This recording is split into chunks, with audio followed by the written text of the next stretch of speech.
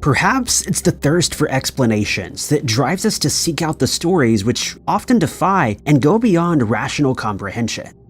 These stories take the form of urban legends and eerie tales that wield over our collective imaginations. The children and residents of Abbeville, where this story originated, listened with open mouths while their parents relayed the cautionary legend of Huggin Molly.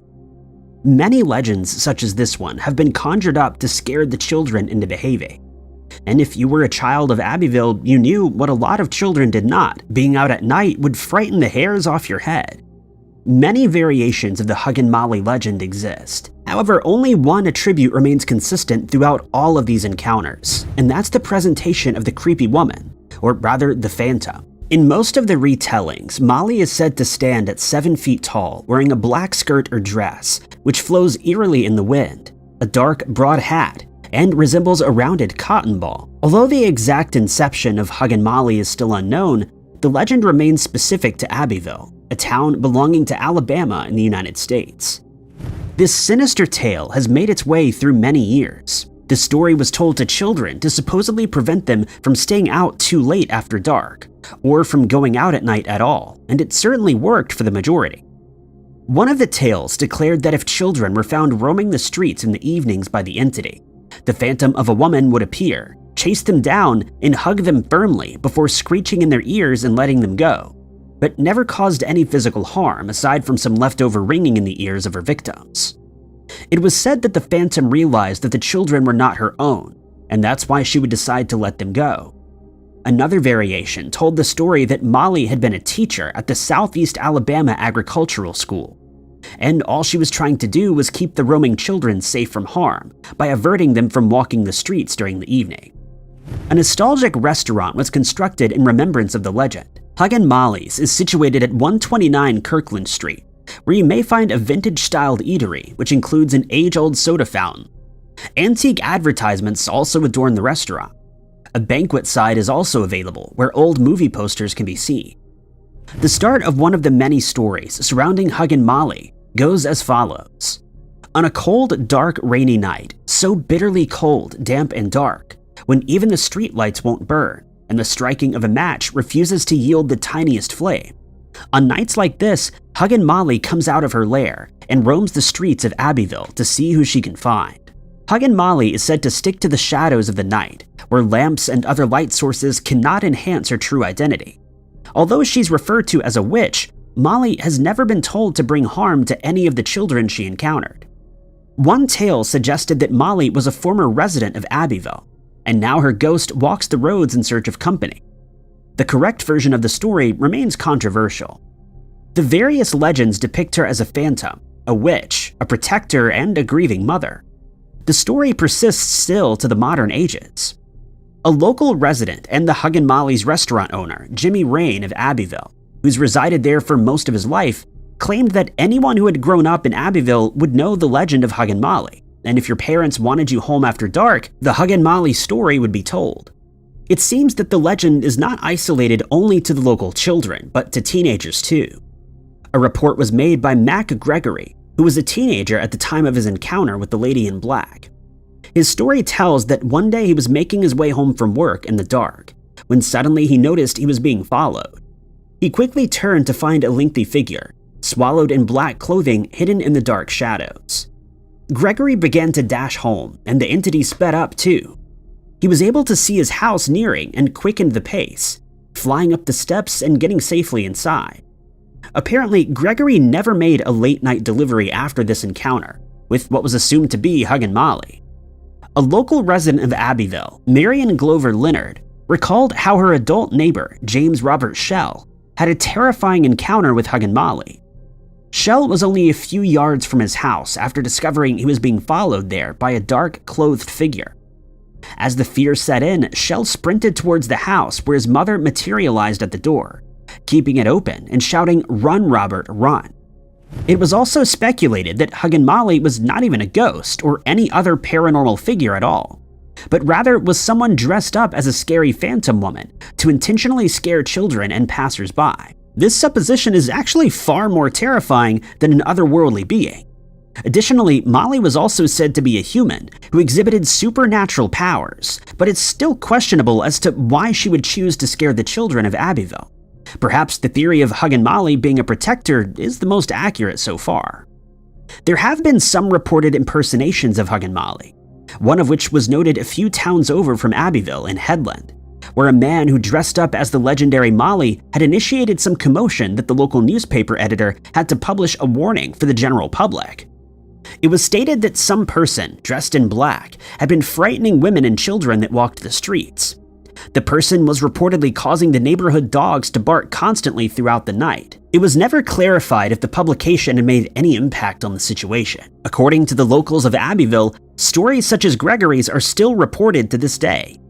Legends such as this one became so deeply ingrained in the culture and formed a basis for entertainment and social bonding. There's also a book written by Will Elric called Alabama Lore, The Choco-Loco Monster Huggin Molly, The Lost Town of Cottonport and Other Mysterious Tales, which details the legend surrounding Huggin Molly. An episode of Hunting the Haunted on the Paranormal Network YouTube channel also covered the legend of Huggin Molly. Whichever version of Huggin Molly is the right one, the legend has unquestionably impacted the locals of Abbeville. So much so that a book was written, a restaurant was created, and the tale of Huggin Molly persists to circulate the town throughout the ages. For those fascinated by the legend of Huggin Molly, the restaurant in Abbeville, dedicated to this legend, is still operational to this day. There's even a collectible card game which features Huggin Molly as one of the collector cards. Huggin Molly's creepy urban legend remains in the town of Abbeville. This chilling story has become such an important, unique legend of the town. The lake-penned Oreille paddler refers to one of the many sea monster legends that circulate the world. The paddler has been referred to as Sandpoint's Loch Ness Monster and was affectionately nicknamed Patty. The creature was first sighted in the 1940s at Lake Pend, Oreille in Ohio. This lake in particular is said to be one of the deepest in the United States. With the surface measuring 148 square miles, 43 miles wide, and a depth of 1,150 feet, it's no surprise that an eerie creature was sighted here, and no one knows what other fascinating creatures lurk the depths of this immense body of water. After the first sighting, Paddler has reappeared periodically throughout the years, and was officially named the Pend Oreille Paddler in 1977. One such appearance was noted in 1985 on Memorial Day. A woman named Julie Green was with her friends at the time they came across a strange animal. She explained that a creature of sorts had raced across the water, diving and resurfacing periodically. Julie described the creature as gray, large, and fantastic, and it sent a flow of ripples through the water. She and her friends had been out on a boat at the time and decided to chase after the unidentified specimen. However, it soon outswam her. The paddler was officially spotted again 11 years later by a family who were on vacation. In 2007, on March 29th, another encounter was recorded, this time by the River Journal staff photographer with the name J. Mock, who managed to catch the moment a dark, large creature surfaced in the water. The photograph shows a few visible humps breaking through the top of the water. The picture was taken from a nearby mountain in Idaho. An explanation was given that the US Navy had been using the deeper side of the lake to test out submarines, and so did the International Submarine Engineering Group, or ISE. These claims were later denied, though. However, the look of the beast, including the photographed humps, did not resemble the look of a submarine aside from its darkened tone. Witnesses also said that the creature did not act like a machine. It was also later suggested that the stories of the large fish were made up by the government in order to cover up that they'd been testing submarines in the lake. But still, this theory didn't convince many of the locals. Submarines are able to submerge quite deep. Perhaps these submersibles are causing a disturbance, provoking the strange, unidentified creatures that lurk at the bottom of the lake to surface. Could it be possible that these animals have been in existence long before the first encounter, but remained at a certain level because no machine had so far been invented to dive that depth in the earlier years, and has now disturbed the creatures or created some sort of opening? Additionally to this, many of the earlier reports that were produced had occurred in US Navy publications, which are said to have come from a naval training station, a secret submersible sonar facility at Bayview in Idaho. Duke Snyder, an anthropologist residing in Idaho, also stated that he believed most occurrences at the lake were the outcome of Navy-related projects. Fred Kennedy, who previously had worked for the US Navy, explained that in a few separate occasions, sheriffs asked him to come out and give chase to the Oreille monster. He reported that he certainly saw monster-like shapes, but they always turned out to be an oddly shaped tree or other non-monstrous form.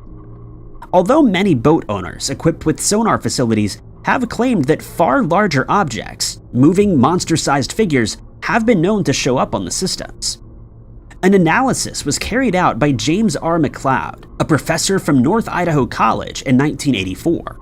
All he was able to deduce is that the sightings had been that of a giant sturgeon. There are many opinions and theories that arose regarding the beast of Pend Oreille. Some believe that there is, in fact, a monster creeping the waters of the large lake. Others believe it to be a large fish species. Other theories, such as McLeod's, was that the creature was a giant sturgeon, but the shapes of the body in comparison didn't quite align with the description of the paddler, and the coloring of a sturgeon was a bluish-black or an olive brown, whereas the paddler is said to be a darker tone and far larger than a sturgeon. One believer of the lake monster was Senior Tristan Oreille. He stated that he was convinced that the Loch Ness monster could be a Plesiosaurus, and so could the creature roaming Lake Pend Oreille. He was quoted as saying, "I think it's real. I believe the Loch Ness monster is a Plesiosaurus that survived the asteroid and through the Ice Age." In opposition to the existence of the paddler, Junior Autumn Lauber says that she did not think that any creature such as this one could possibly be true, and was possibly the result of falsification, adding that the legend should remain a myth and be left as such. A Plesiosaurus is a prehistoric dinosaur, gray in color and fitting quite well with the descriptions of the Loch Ness monster as well as the paddler.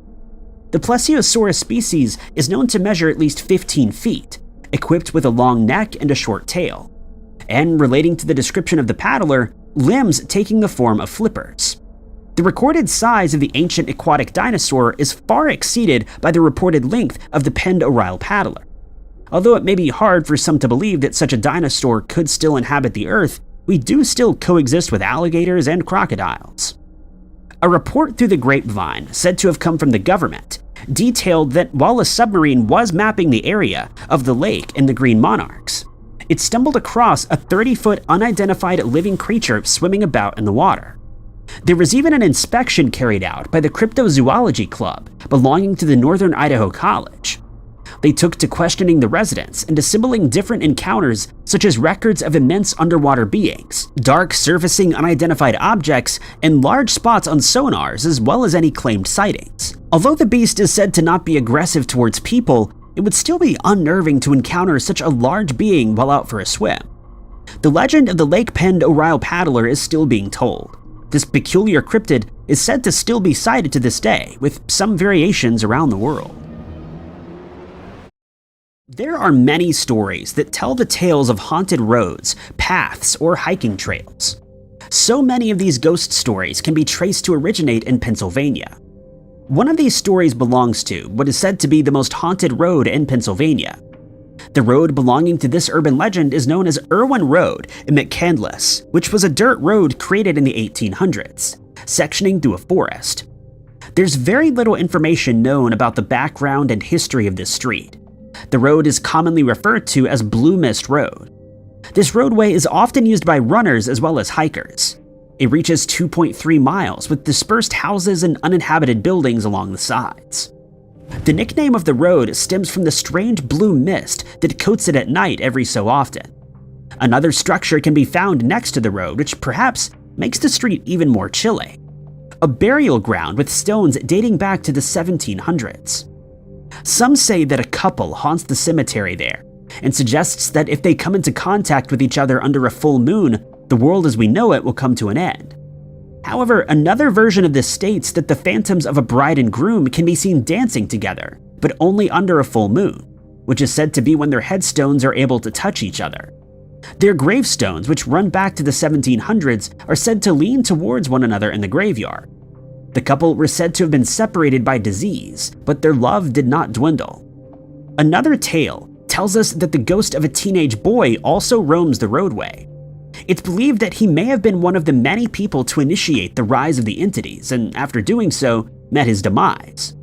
As the legend goes, it's said that if someone stops their car on the road, honks their horn 3 times, the entities inhabiting the road will arise and interact with them. The catch is, you may not be able to restart your engine again. Those who have tried this affirmed that they were overcome by paranormal energy, including being flooded by mysterious floating orbs. Many odd stories have come to light over the years of mysterious encounters on this particular road. These accounts have traveled down through the ages, some of which vary in the retellings or play host to scary features. One such story was claimed by a young woman. She relayed that while her boyfriend and herself were walking on the main road near the lake, a short distance from Irwin Road, she spotted something through peripheral vision. She turned to see what it was, and some sort of lime green orb had been flying toward them before floating above the lake. The woman stated that the wings were also visible on this living ball of light. An additional anecdote claims that parts of a witch's house still reside somewhere in the forest along the road. It was said that the witch put a spell on the road, which causes the blue mist to settle there. 2 remnants of buildings can be found on the road, one of which is said to be the remains of the witch's house that was torn down. Another fable spoke of a group of small people who would furiously attack your car if they found you parked there. Along with this was the report of ritualistic activities previously taking place in the forest, but these statements haven't been confirmed. Apparently, one of the inhabitants of a residence along the road would use rock salt to hit passersby or intruders, and has even been known to fire at cars, damaging the paintwork. This tale in particular is said to be one of the loudest encounters experienced. The atmosphere surrounding this occurrence is "stay away," which is greatly supported by all the road closed signs that can be seen at either end of the street. There's also a notice on the road that warns people of petroleum and gas pipes that may be buried there. One story that was told by paranormal investigators is that they heard the sound of Indian drums coming from the distance. They even took a picture of the road that later revealed an angry face. One of the more chilling incidents was that of the teller being chased by a human-dog hybrid. Another animal mutant is said to haunt this road, a half-human and half-deer cryptid. A ghost dog was also claimed to be sighted in some encounters. An investigation was carried out by the Paraterrestrial Files, consisting of a woman, her husband, and oldest son, of Blue Mist Road. Upon their arrival, a reading of the EMF meter was done, and nothing had been picked up, which wasn't unusual since there was no electricity in the area. The woman also detailed that her cell phone battery had almost depleted within 30 minutes of being on the road. They claimed that while venturing through the area, a random surge of music began. It wasn't your regular chilling, eerie type of music, just rock music, and it stopped just as soon as it started. Their walk had continued on until they felt as if they were being followed rather closely behind, and after this decided it would be better to rather head back to their vehicles. And again, the sound of someone or something followed behind them the entire distance back. Once the team were safely in the truck, their trusty EMF detector displayed orange levels. However, after attempting communication, they received nothing in return. Aside from a loud screech they claimed sounded much more human-like than an animal. The investigators returned again to continue their search for the phantoms and the peculiar entities. They reported that as darkness fell, the animals of the forest grew eerily quiet. The team set up an EVP recorder and their EMF meter in a grassy opening. Some questions had been asked, but the responses they received could not be understood. Suddenly, the EMF meter leveled up to red. These specific meters measure electromagnetic waves, but the team were in the middle of the forest where there was no electricity or even street lamps.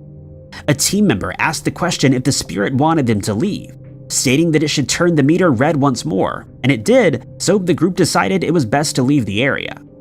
Those who venture out onto Blue Mist Road should do so with caution and exhibit respect towards those who reside there, and it'd probably be wise not to enter the road alone. Out of the many in existence, another sea monster legend arose on the coast of Cadborough Bay in British Columbia. The Cadborosaurus was said to be a snake-like creature roaming the waters of Cadborough Bay. This strange unknown animal was reported to have been between the length of 40 to 70 feet, which far exceeded the Loch Ness Monster, which is said to be a size of 25 feet in length. The Cadborosaurus was nicknamed Caddy, and was detailed to have a camel or horse-like head. The creature is believed to have 4 flippers, hair running along its neck and tail. And in the past 80 years, there have been over 300 reported accounts of this eerie animal affectionately known as Caddy. The first encounter was noted in 1933. In 1933, a lawyer had been sailing about on his yacht, along with his wife in the bay, when they sighted the odd creature. They detailed their account, saying, quote, "horrible serpent with the head of a camel." Then again, in 1934, the beast appeared. This time revealing itself to 2 government members who described what they saw as a serpent with the head of a camel. This corresponded with the same description as in 1933. Later on in 1934, another sighting was announced. 2 fishermen had been at the bay when they saw a monster measuring at least 60 feet swimming along with another duplicate, which was said to be half the size. A rather captivating account was also later noted by 2 hunters. They claimed to have been making an attempt to retrieve a duck when the incredible beast surfaced, revealing itself and swallowed the duck whole. It apparently even gnashed its teeth at the seagulls before plummeting underwater. They reported that the head was up to 6 feet in length and its teeth resembled saws. In the year 1937, an assumed picture of Caddy was achieved. The image was captured in Vancouver of the remnants of an unknown species measuring at least 20 feet. The photograph depicts a serpent body with fins, a horse-shaped head, and a tail decorated with spines. The body of the creature seemed to have vanished after the picture was taken. Scientists were unable to distinguish exactly what the animal was based on the photograph, and without a specimen, Caddy's existence remains a mystery. The monster reportedly exhibits mammal traits as well as reptilian. It was later proposed that the photograph might be that of a zeuglodon. However, this was not convincing to any of the believers or witnesses due to the account of Caddy having a different shaped head not matching the description of the zeuglodon. The zeuglodon was a species of prehistoric whale belonging to the Basilosaurus genus. This ancient creature was thought to have a dolphin-like head and the body of a whale, and be between the lengths of 52 and 56 feet. In 1939, Captain Paul Sowerby had one of the most direct encounters ever recorded. Paul stated in his account that he noticed some creature standing 4 feet above the water's surface, 30 miles out in the bay. He initially thought it may have been a polar bear, but upon closer inspection, he realized that this was not the case. He said the creature measured up to 40 feet, and he only recalled the beast's eyes, which were large and opened from the bottom. In February of 1953, another 10 accounts were noted, all of which viewed the animal from opposing views at the same time. Each of the descriptions matched up with the other.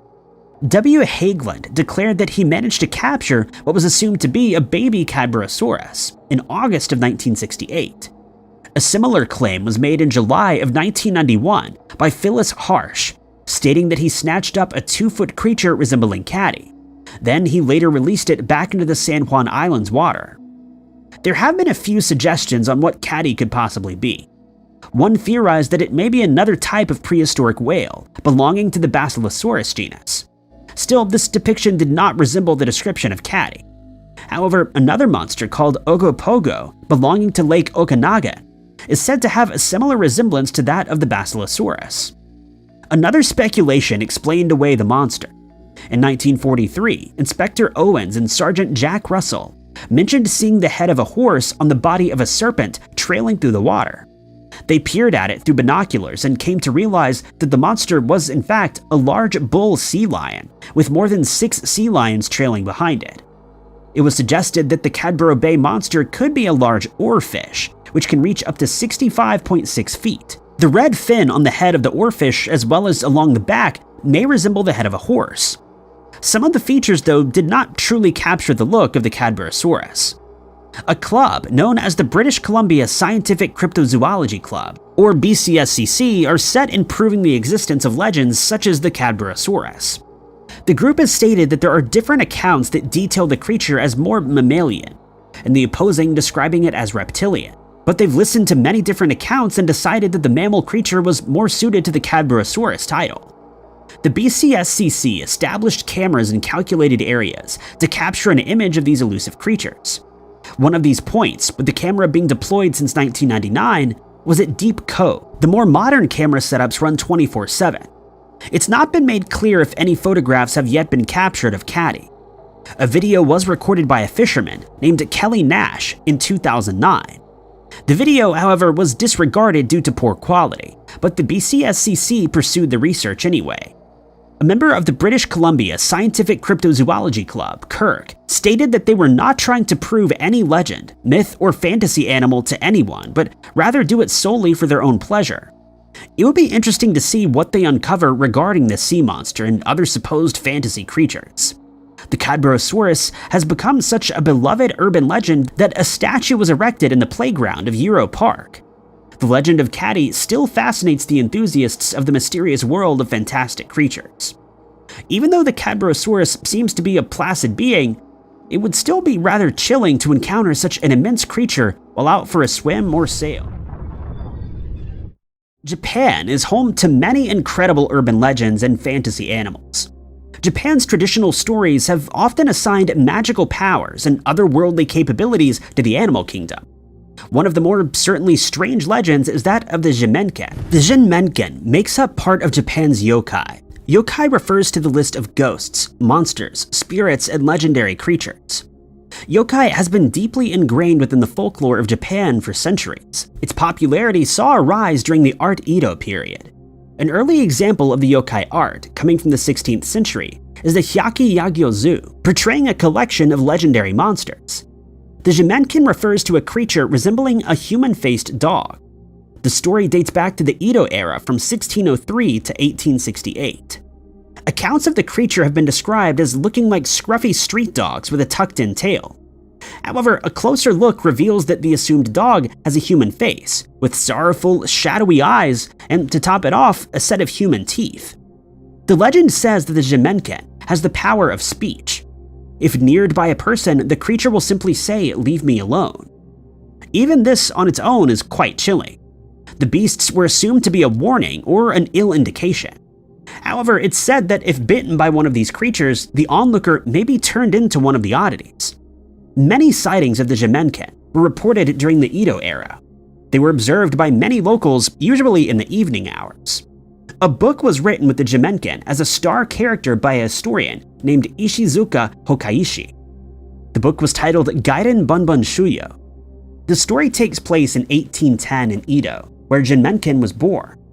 A circus owner managed to obtain the oddity and used it as a feature in his show known as the Misimono exhibition. Misimono exhibitions referred to a thrown-together show which featured strange, bizarre beings, animals or humans. They were also said to exhibit Jimenkens. There have been some claims that taxidermy Jimenkens were out on display in these shows. After visiting one such event, a zoologist stated in the news that he witnessed a being said to be the Jimenken. After approaching a cage with what appeared to be a regular Shiba Inu, it soon revealed its sad eyes to the zoologist, who said that its face was clearly human. He furthered this claim by pointing out that no visible reconstructions were on the face of the animal, which led him to believe that this really was a Jimenken. Encounters of the beast have persisted throughout the years to modern day. A rise in accounts were noted in the 1980s and 90s.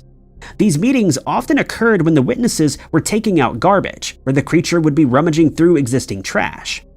These accounts not only occurred in the suburban areas, but often sightings were reported behind restaurants in packed city locations. In the 1980s, a regular sighting was reported of a well-known Jimenken inhabiting the Tokyo Shibuya neighborhood. There were accounts which stated that human-faced dogs would chase after cars on the highways.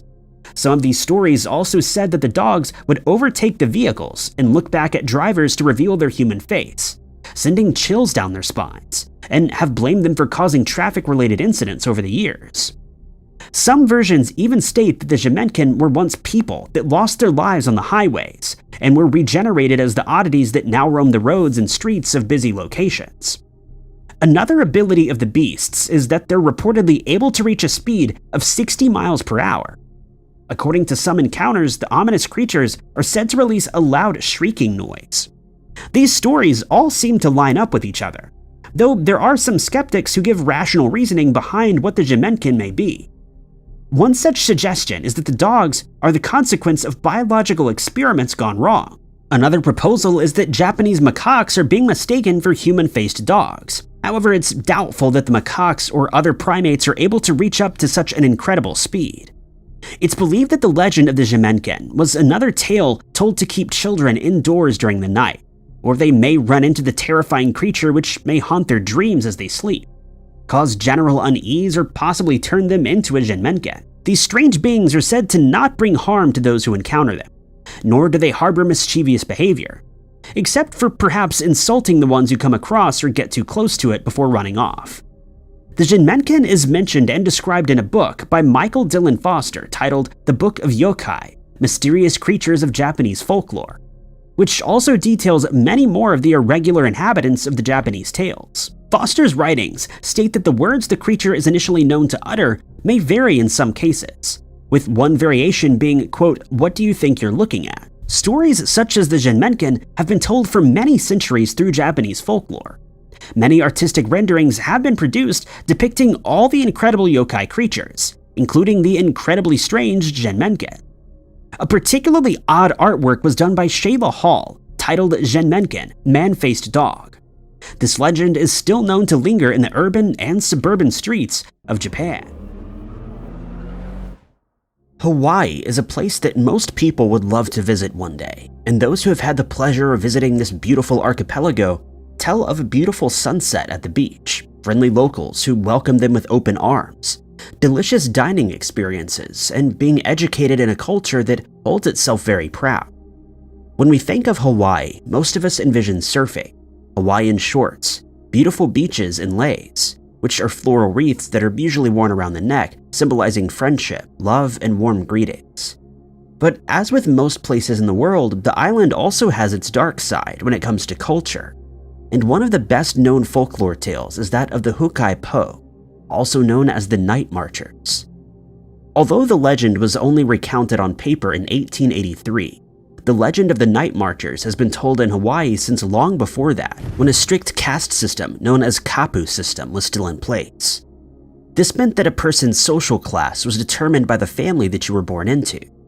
For example, if a person was born to a rich family, they would likely live out their lives in luxury and comfort, while someone born to a poor family would struggle to get by for the rest of their lives, since it was very rare for anyone from a lower social class to be afforded the opportunity to climb the rungs of society. By the time that Captain James Cook made it to the island in 1778, there were 4 different social classes that existed in Hawaii thanks to the kapu system.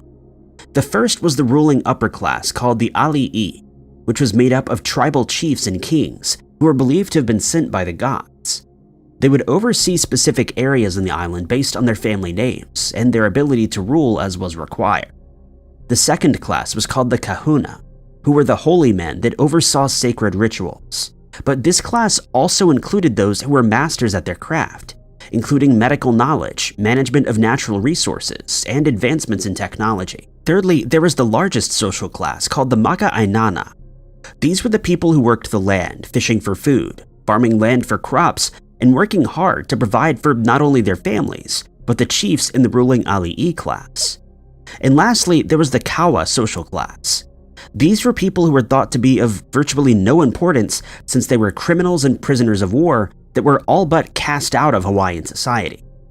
The Kawa were considered unclean and were often ordered to serve members of the higher classes. They had absolutely no chance of bettering their lives, even by marriage, as it was illegal for anyone from the Kawa class to marry anyone in any of the higher social classes. But for the moment, let's focus on the Ali'i class, specifically the chiefs that are included in that class. These chiefs were so untouchable by the lower classes that they were thought of as akin to the gods, and whenever they decided to visit one of their villages, conch shells would be blown and drums would be beaten by the chief's soldiers to announce their arrival. Anyone of a lower standing would then have to revert their eyes and look at the ground as the chief passed by, and anyone who disobeyed this rule would quickly have their life ended by these warriors. But the duties of these protective soldiers didn't end there. It's said that when they eventually passed away, they would continue serving their chiefs in the afterlife, and so the legend of the Night Walkers came to be. The first documented sighting of the Night Marchers came in 1883, when witnesses on the Big Island described seeing the spirits of these warriors following behind the ghost of King Kamehameha, a leader who's said to have been one of the greatest the islands ever saw. Other reports of sightings of these terrifying apparitions differ from person to person, with some stating that they saw the warriors marching, and when they inspected the area afterward, they found nothing but footprints, while others deemed this to be impossible since they saw them floating above the ground, leaving no evidence that they had passed through. Other reports state that witnesses saw the procession moving through mountainous areas that would be inaccessible to a normal human, and that the only visible clue was a line of torches that burned in the darkness of the night.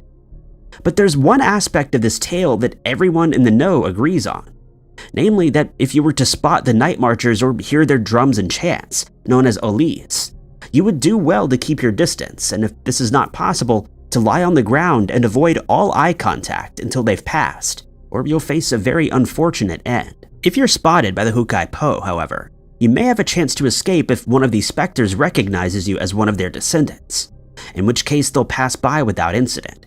But if you're caught in their path and you're not recognized, they'll shout out, "Let him be pierced," and your life will be ended right there, with no chance of escape. One consolation, however, is that the night marchers will never seek out a mortal being for any reason unless they interrupt the procession, and if you manage to stay out of their way, you'll likely live to see another day. Scandinavian culture is known for its tales of mythical beings and beasts, including creatures known as selkie, who are human seal hybrids that have the ability to shed their skin in order to take on a human form. There's also the fairy-like huldfolk that live in the rocky hills and mountains. These creatures are also humanoid, but smaller in stature than a human. They're said to have dark hair, pale skin, and are only a mild nuisance when a mischievous mood strikes them. On one of the Faroe Islands, people tell the tale of two giants called Ryzen and Kellingen, who are of a grumpy disposition, and they'll give no second thought to bringing out their destructive nature. Another well-known legend is that of the land dwellers, who take care of the land and the people who live in Iceland. A law was put into place in 930 CE, stated that any Vikings who approached Iceland with their ships were required to remove the dragon head ornaments on the ship's prows, since the sight might frighten the land dwellers. Quite contrary to the land dwellers are creatures known as water spirits. They're known not only in Scandinavia, but all over the world, including the worm, which is a dragon-like sea serpent, the mermaid-like awomiri from Nigeria, nereids who are sea nymphs in ancient Greek folklore, and the kappa, a water sprite from Japan which takes the form of a child. But the mythical water spirits that we'll be focusing on are called the Nakin, and apologies if this pronunciation is wrong, there's really no official pronunciation available online. This creature has the ability to alter its appearance, often taking the shape of animals including dragons, snakes, fish, and in some cases, humans. Though it's most often reported as being seen in the form of a horse, known as the brook horse. This name was given to the Nakin since it's known to dwell in areas containing water, and when they're approached by a human, they'll be allowed to ride on its back. This may seem whimsical and magical at first, but anyone who rides atop the horse will meet an early and unfortunate demise when it suddenly decides to end their lives via drowning. The Nakin are said to be male spirits who would lure unsuspecting humans to them by playing irresistible music on their violins. They would pose an even greater threat to children that have not been baptized, as well as pregnant women. But so great is the Nakin's power that they don't necessarily need to take the form of a living creature. Some people who are driven by greed might spot a creature, and thinking that they've struck it rich, they would attempt to retrieve it, only to realize that they've been fooled into an untimely end. There is, however, a means of escape if you were ever to come face to face with a Nakin, and if you're well prepared, you may learn a thing or two. To escape its clutches, one must simply repeat the creature's name over and over. This is said to render it immobile, and in some cases may even cause it to pass away. However, if someone knew the location of one of these spirits, they might turn it to their advantage by bringing it gifts. These include offerings of vodka, snuff, a black animal, or 3 drops of biological material. If the Nakin accepts these gifts, the bearer will be taught how to master a musical instrument, and as an added incentive, they'll be allowed to live. One of these Nakin is known by the name of Fosse. He's said to be able to produce musical notes so beautiful that their sound would cause waterfalls to stop flowing, and the trees surrounding him would sway along with his rhythm. It's said that Fosse once fell in love with a human woman, and the couple lived together at times, but he would only stay away from his waterfall for a short while before returning once again. Anyone who wished to avoid the knock-in would be well advised to stay indoors on Christmas Eve, during Midsummer Night, and on Thursdays, since he's known to appear most often during these times. As for the origins of the knock-in, there are some people who believe that they were originally deep-sea spirits that would often travel to coastal regions in search of unsuspecting victims that would then be dragged below the waters as hostages. As soon as the creature made it onto dry land, it would transform into a beautiful horse that's nearly impossible to resist. Humans would be allowed to approach it and even stroke it, but if they happened to touch the horse's tail, they would be unable to let go and they'd be lost beneath the water. If a victim was smart enough to see through its disguise, though, they would simply need to call out its name to render it powerless, and the creature would flee back to the depths of the sea. According to some accounts, the myth of the knock-in came to be as a result of people who lost their lives in water. Stories are told of knock-in that are heard screaming in certain areas, and shortly after, someone would tragically lose their life in that exact spot due to drowning. The tragedy could, however, be avoided. If anyone was fortunate to hear the scream early enough, they could take a large amount of steel, throw it into the water at the right spot, and the unfortunate event would then not take place. There is, however, another version of the knock-in in Germanic folklore. Here, the creature typically takes on a female form rather than the Scandinavian male version, though there are accounts of the creature appearing in either form. In this iteration, the creature takes the form of a mermaid or merman, and they lure unsuspecting victims with the use of their beautiful and enchanting voices, much like the sirens from Homer's Odyssey. If you were to encounter a female version of this creature, it would look like the typical mermaid that we all know, with the upper half of a woman and the lower part of a fish. The male version, though, would appear to a human as another human, fish, or a snake. They could often be identified when dwelling on land by ears that have been split, or by the wet hems of their clothing. One spirit that's often discussed in Germany is known as the Oreille. She was known to appear on a rock from where she lured fishermen who were working on the Rhine River, and upon hearing her irresistible song, they would follow her voice onto the reefs and to their eventual demise. Similarly, there's another version of the tale that's told in Switzerland. Here, a sea maiden looked for its victims in Lake Zug, and she would lure them into the open ocean with her alluring songs, or they would be lost forever, or if they were lucky, they would be kept alive as her hostages. Next, we travel to the Caribbean, specifically the Dominican Republic, which also has its own folklore that's steeped in superstition, the paranormal, and mythical creatures that terrify anyone unlucky enough to stumble across their path. Probably the most famous of these creatures is El Chupacabra. Although sightings of this creature describe it as an animal, it's believed to be pure evil as it feeds off the biological material of livestock, mostly goats, and sleeping humans. But one of the oldest known folklore tales from the Dominican Republic is that of La Ciguapa. This figure takes the form of a beautiful wild woman with long dark hair that reaches down to her ankles, and feet that point in the wrong direction. It's said that La Ciguapa are short compared to humans, usually standing around just over 3 feet tall. She appears to have large, dark, oval-shaped eyes, and her hair flows from her head to conceal the rest of her body. She prefers to stay deep in the dark woods and the mountains of the Dominican Republic, where she waits for unsuspecting victims that may have become lost. People who have claimed to have encounters with these creatures state that they suddenly become aware that the woods around them had gone completely still, and not an insect, bird, or animal could be heard making a sound. It's thought that the woodland creatures can sense the presence of La Ciguapa, and out of fear, they keep completely still to avoid being found. This silence is then broken by the sound of a whisper that can be heard throughout the forest, luring victims that are spellbound by its sound. It's then that La Ciguapa will make itself known and visible, but by this time it's too late to flee, and she'll gorge herself on her victim's soul, and in some cases, their flesh. But according to some tales, she will lure her victim into a cave after hypnotizing them with her large eyes, and she will keep them as her own. However, as often is the case with folklore, there's another version of La Ciguapa that isn't quite as terrifying. In these tales, she's a shy and fragile creature that lives among the forest's treetops. The only mischief that this version of the creature will ever get up to is to break into people's homes and steal food that's been left out. Instead of luring humans and devouring them, she prefers to eat berries, fish, and other small woodland creatures. And if she senses a human approaching, Rather than lure them to their end, she would avoid them at all costs, fleeing if she needed to. And she could do this very easily, since she's said to be extremely agile, leaping between the trees in the forest with no effort whatsoever. But if she is indeed caught in a trap somehow, the legend says that she'll pass away quickly without ever crying for help or feeling ill towards her captors. If someone didn't want to find or hunt one of these creatures, they would wait until the eve of a full moon, or according to some tales, the night of a full moon. They must be accompanied by a dog that has 6 toes, since only they are able to find and track the creature's scent.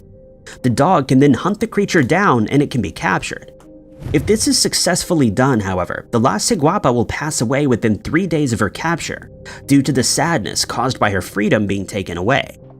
La Ciguapa is almost always portrayed as female, but a tale does exist where the creature is described as male. Author Francisco Garidi wrote a tale about a man who was traveling to Puerto Plata when he's stopped by a farmer who tells him that there's a terrifying creature in the woods that has the ability to end someone's life without ever making physical contact with them.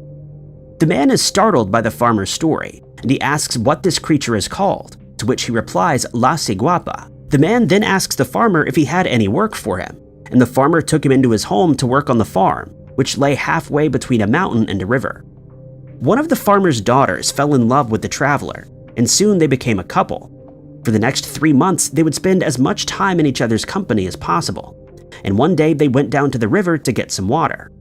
While at the river, they suddenly heard a piercing scream ring out, and the woman spotted the creature, causing her to scream as well, and she fainted from the shock of seeing such a horrible sight. The man picked her up and carried her back home, but the woman fell into a deep sleep, during which she would cry constantly and have delirious fits.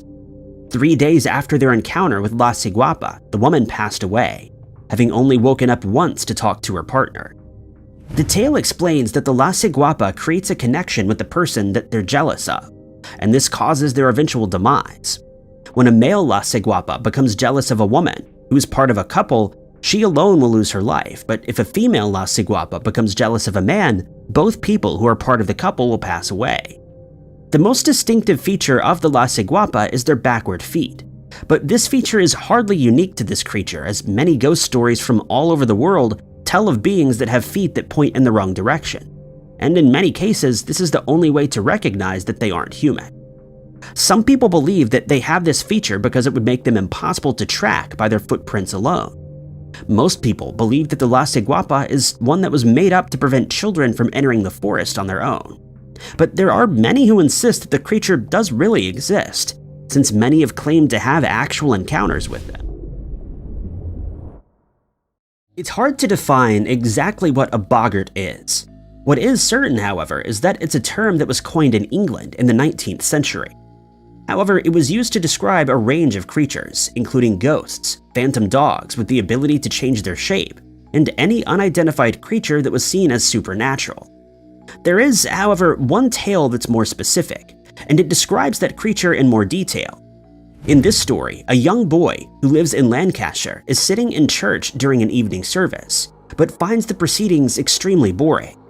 He convinces a few of his friends to ditch the service, and they sneak out of the church into the fields that lay nearby. While they run around in the dark, the boy spots one of his best friends running ahead of him, and he decides to show off his running speed by chasing him. He chases after the friend for a while and eventually catches up with him, laughing as he overtakes him. He looks back at his friend to see what reaction he has to being overtaken, but he's horrified at what he sees. The boy's face is not as it was, since it's started to decompose and it's looking directly at him with a menacing expression. The boy decides it would be best to try and outrun his friend, and he starts to sprint back towards the church. But as he looks back again, he sees that his friend is in hot pursuit, and try as he might, he can't get any distance between them, and in fact, the friend is catching up to him, running with great speed, with his feet barely touching the ground. The boy makes it back to the church, however, and as soon as his friends hear prayers coming from inside the church, he turns and flees. The boy walks back into the church and finds that his friend never left, as he's kneeling in prayer in the same spot that he was sitting in before. It's said that this Bogart only chased the boy until it could hear the prayers, because it cannot stand anything to do with Christianity. But this isn't the widely accepted version of a Bogart. Most people see this creature as a type of hobgoblin that could, depending on its mood, be extremely mischievous, or in some instances, rather helpful. In one tale, a farmer from Yorkshire named George Gilbertson begins to suspect that one of these creatures has decided to live in his house, and most of its mischief is directed at the farmer's children. They would complain that their bed sheets were being pulled in the middle of the night, and that they sometimes felt a weight pushed down on them, making it hard for them to breathe while they're trying to sleep. At the breakfast table, their plates would suddenly fly off the table after being pushed away by an unseen hand belonging, of course, to the Bogart. When the children would wake up screaming in the night, the farmer and his wife would run to their aid, only to find that there was no creature to be seen in the room. The tale continues to describe another encounter with the Bogart in this home. One of the children, a young boy, was playing with the shoehorn one day when he decided to shove it into a knothole in a wooden partition in the house's kitchen stairs. But just a few moments after placing it in the hole, it went flying out with great force, hitting the boy in the head as it did so. This caused the other children to laugh uncontrollably, and soon they made it into a game, placing the shoehorn in the hole and watching it be pushed again by the Bogart. But the Bogart's mischief eventually became too much for the farmer and his wife, and they decided to move to another house where they could have peace at last. However, as the family was loading the last of their possessions onto a wagon, the farmer's neighbor approached and asked why they were leaving. The farmer explained that the Bogart had tormented them for long enough, and that he needed to protect his family. He was quickly interrupted, though, by the Bogart's voice coming out of a butter churn on the wagon that taunted the farmer, mocking him for moving away. The farmer realized that the Bogart would follow him no matter where he went, and so the family decided to stay in their house where their torment continued. In this story, no one ever laid eyes on the Bogart, but there are those who have reported seeing the creature. They describe it as a short, hairy humanoid creature. It's said to be about the size of a calf with long unkempt hair and huge eyes the size of saucers. In this version, the Bogart drags a chain behind as it walks, creating a sound that's similar to that of howling dogs. But in another tale, the Bogart takes the shape of a massive horse that has ominous red glowing eyes, and those that have encountered it say that the beast smelled of rotting meat. Most people, however, consider the Bogart to be a harmless creature that delights in nothing more than creating mischief. People have reported having these creatures knock on their doors, only to disappear before they could be answered. When one of these creatures decides to live in your house, it'll pull the covers off of you while you sleep, removing your baby from its crib and laying it on the floor, just to see your reaction when you find your child on the ground with no explanation. Or move the furniture in your house around so that you'll bump into it in the dark. But then there's the other side of Bogarts, in which they're helpful around the house. One tale tells of a Bogart that took the shape of a horse, and it would help out around the farm. The people of this farm were so grateful for the help that they built a fireplace to keep it warm, but if the fire wasn't lit in time, it would kick up a fuss or refuse to help out further. Inside the house, a Bogart will sometimes help with household chores, such as doing the dishes or sweeping the floor. However, if you were to anger the creature in any way, he would smash the crockery that it had just washed, dirtying the floor in the process. If the Bogart helps out with livestock, it'll milk cows and feed horses, but again, if the farmer were to cross it, it would sour the milk and set the horses free to wander until the morning. It would seem that the Bogart is one of the less terrifying creatures in English folklore, and if treated right, it may even become a helpful companion. But I think if we had a choice, most of us would probably choose to just steer clear of the creature altogether. The English countryside isn't home to just one mythical creature in folklore, however, as many people believe in the existence of impossibly large black dogs that are seen from time to time, and invariably they're seen as an omen of terrible things to come. A few examples of these terrifying creatures are Black Shuck, which is said to lurk in the shadowy corners of Bungay. A famous tale recounts a supposedly true event that occurred in 1577, when the hound ended the lives of 2 people in a church after it broke down the church's doors. It then made its way to another church, where it ended the lives of 2 more parishioners. Then there are the Whist Hounds of Dartmoor, which may bring to mind the famous Sherlock Holmes tale, The Hound of the Baskervilles. Sir Arthur Conan Doyle heard of the legend of these beasts and used it as inspiration to write what many consider to be the most famous of Holmes's adventures. One seemingly harmless black dog, known as Matty Doo, appears in folklore from around 1650. During this time, guards looked after Peel Castle on the Isle of Man, and they became aware that a black dog would sleep in the building every night. But they soon grew used to the hound and thought it to be harmless. They did, however, come to think of it as a supernatural apparition, a mindset that didn't sit well with one guard, who, after drinking too much, boasted to the others that he has no fear of the dog. And so, to prove his bravery, he ventured into a dark part of the castle, mocking the dog as he went. The dog followed him and nothing seemed to happen until the man started screaming in terror. The other guards, too terrified to investigate, could only wait to see what had happened, and soon enough, the guard emerged once again. But his face was deathly pale, and he was unable to tell his fellow guards what had happened, since he was unable to speak. He lay incapacitated for 3 days, unable to tell anyone what had happened, and at the end of the 3rd day, he passed away. No one ever learned what had transpired between the guard and the dog, and to this day, the hound has never been seen again. Another example is known in Wales, where these creatures are called the Hounds of Annwn. Anyone who spots or even hears the howl of one of these dogs will take it as a sign that someone close to them, or the person themselves, would soon lose their life. It's said that if you were to approach one of these beasts, it would start to growl, but the closer you got to it, the softer the growl would become. Some people also believe that they serve as the guides of the underworld, much like the crow, which in some cultures accompanies the souls of the departed to their next destination. The Hounds of Annwn shares some similarities with a hound known as Guy Trash, or simply known as Trash. Here, the beast is also considered a bad omen, but it differs in that it has red glowing eyes and it can shape into the form of other animals. However, it's most often seen in the form of a hound. People have reported seeing this creature in the form of an evil cow, a horse, different types of birds, and even donkeys, and in this form it's known as the malevolent shagfoal. Its feet are said to be impossibly large, and when it walks, it creates a sound akin to someone splashing in water. One account from a farm called Pondon Hall in Yorkshire describes the beast as a black dog that's sometimes transformed into the shape of an old man, who's then seen walking the fields around the farm, with one distinguishing feature: it has no head. There are also contradicting accounts concerning the Guy Trash. Some travelers have reported that they became lost during the night and ran into the beast, but rather than ending their lives or scaring them, the hound led them back onto the right path. But other travelers stated that they too ran into the terrifying creature and were compelled to follow it, only to find that they had been led astray and had become completely lost, and in some cases, these travelers are never seen or heard from again. As for the origins of the Guy Trash, it's a very interesting tale that many people believe dates back to as far as the 10th century. The story goes that a man named Julian de Molly decided to build a castle in Julian Park in Whitby, Yorkshire. Somehow, he became convinced that the castle would never fall if he were to find a virgin to brick up inside one of the castle's walls. And so he began his search for a suitable candidate, and he found one in a woman named Gaitha. To make matters worse, he ordered the woman's father to complete the deed, and at first he refused, but Julian tormented him until he gave in and agreed. While closing Gaitha in behind the wall, her father provided her with food and water.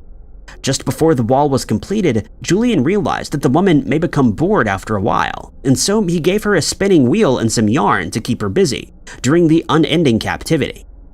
Thinking nothing more of it, Julian carried on with his life until exactly a year later, when he got what was coming to him. He was lying on his bed when he suddenly realized that he couldn't move, but he couldn't understand why. A few moments later, he became aware of a terrifying wail that grew louder and louder until Gaitha appeared in front of his bed with the yarn that he had given her in her hand. She bent down and began to tie his legs together before swiftly disappearing.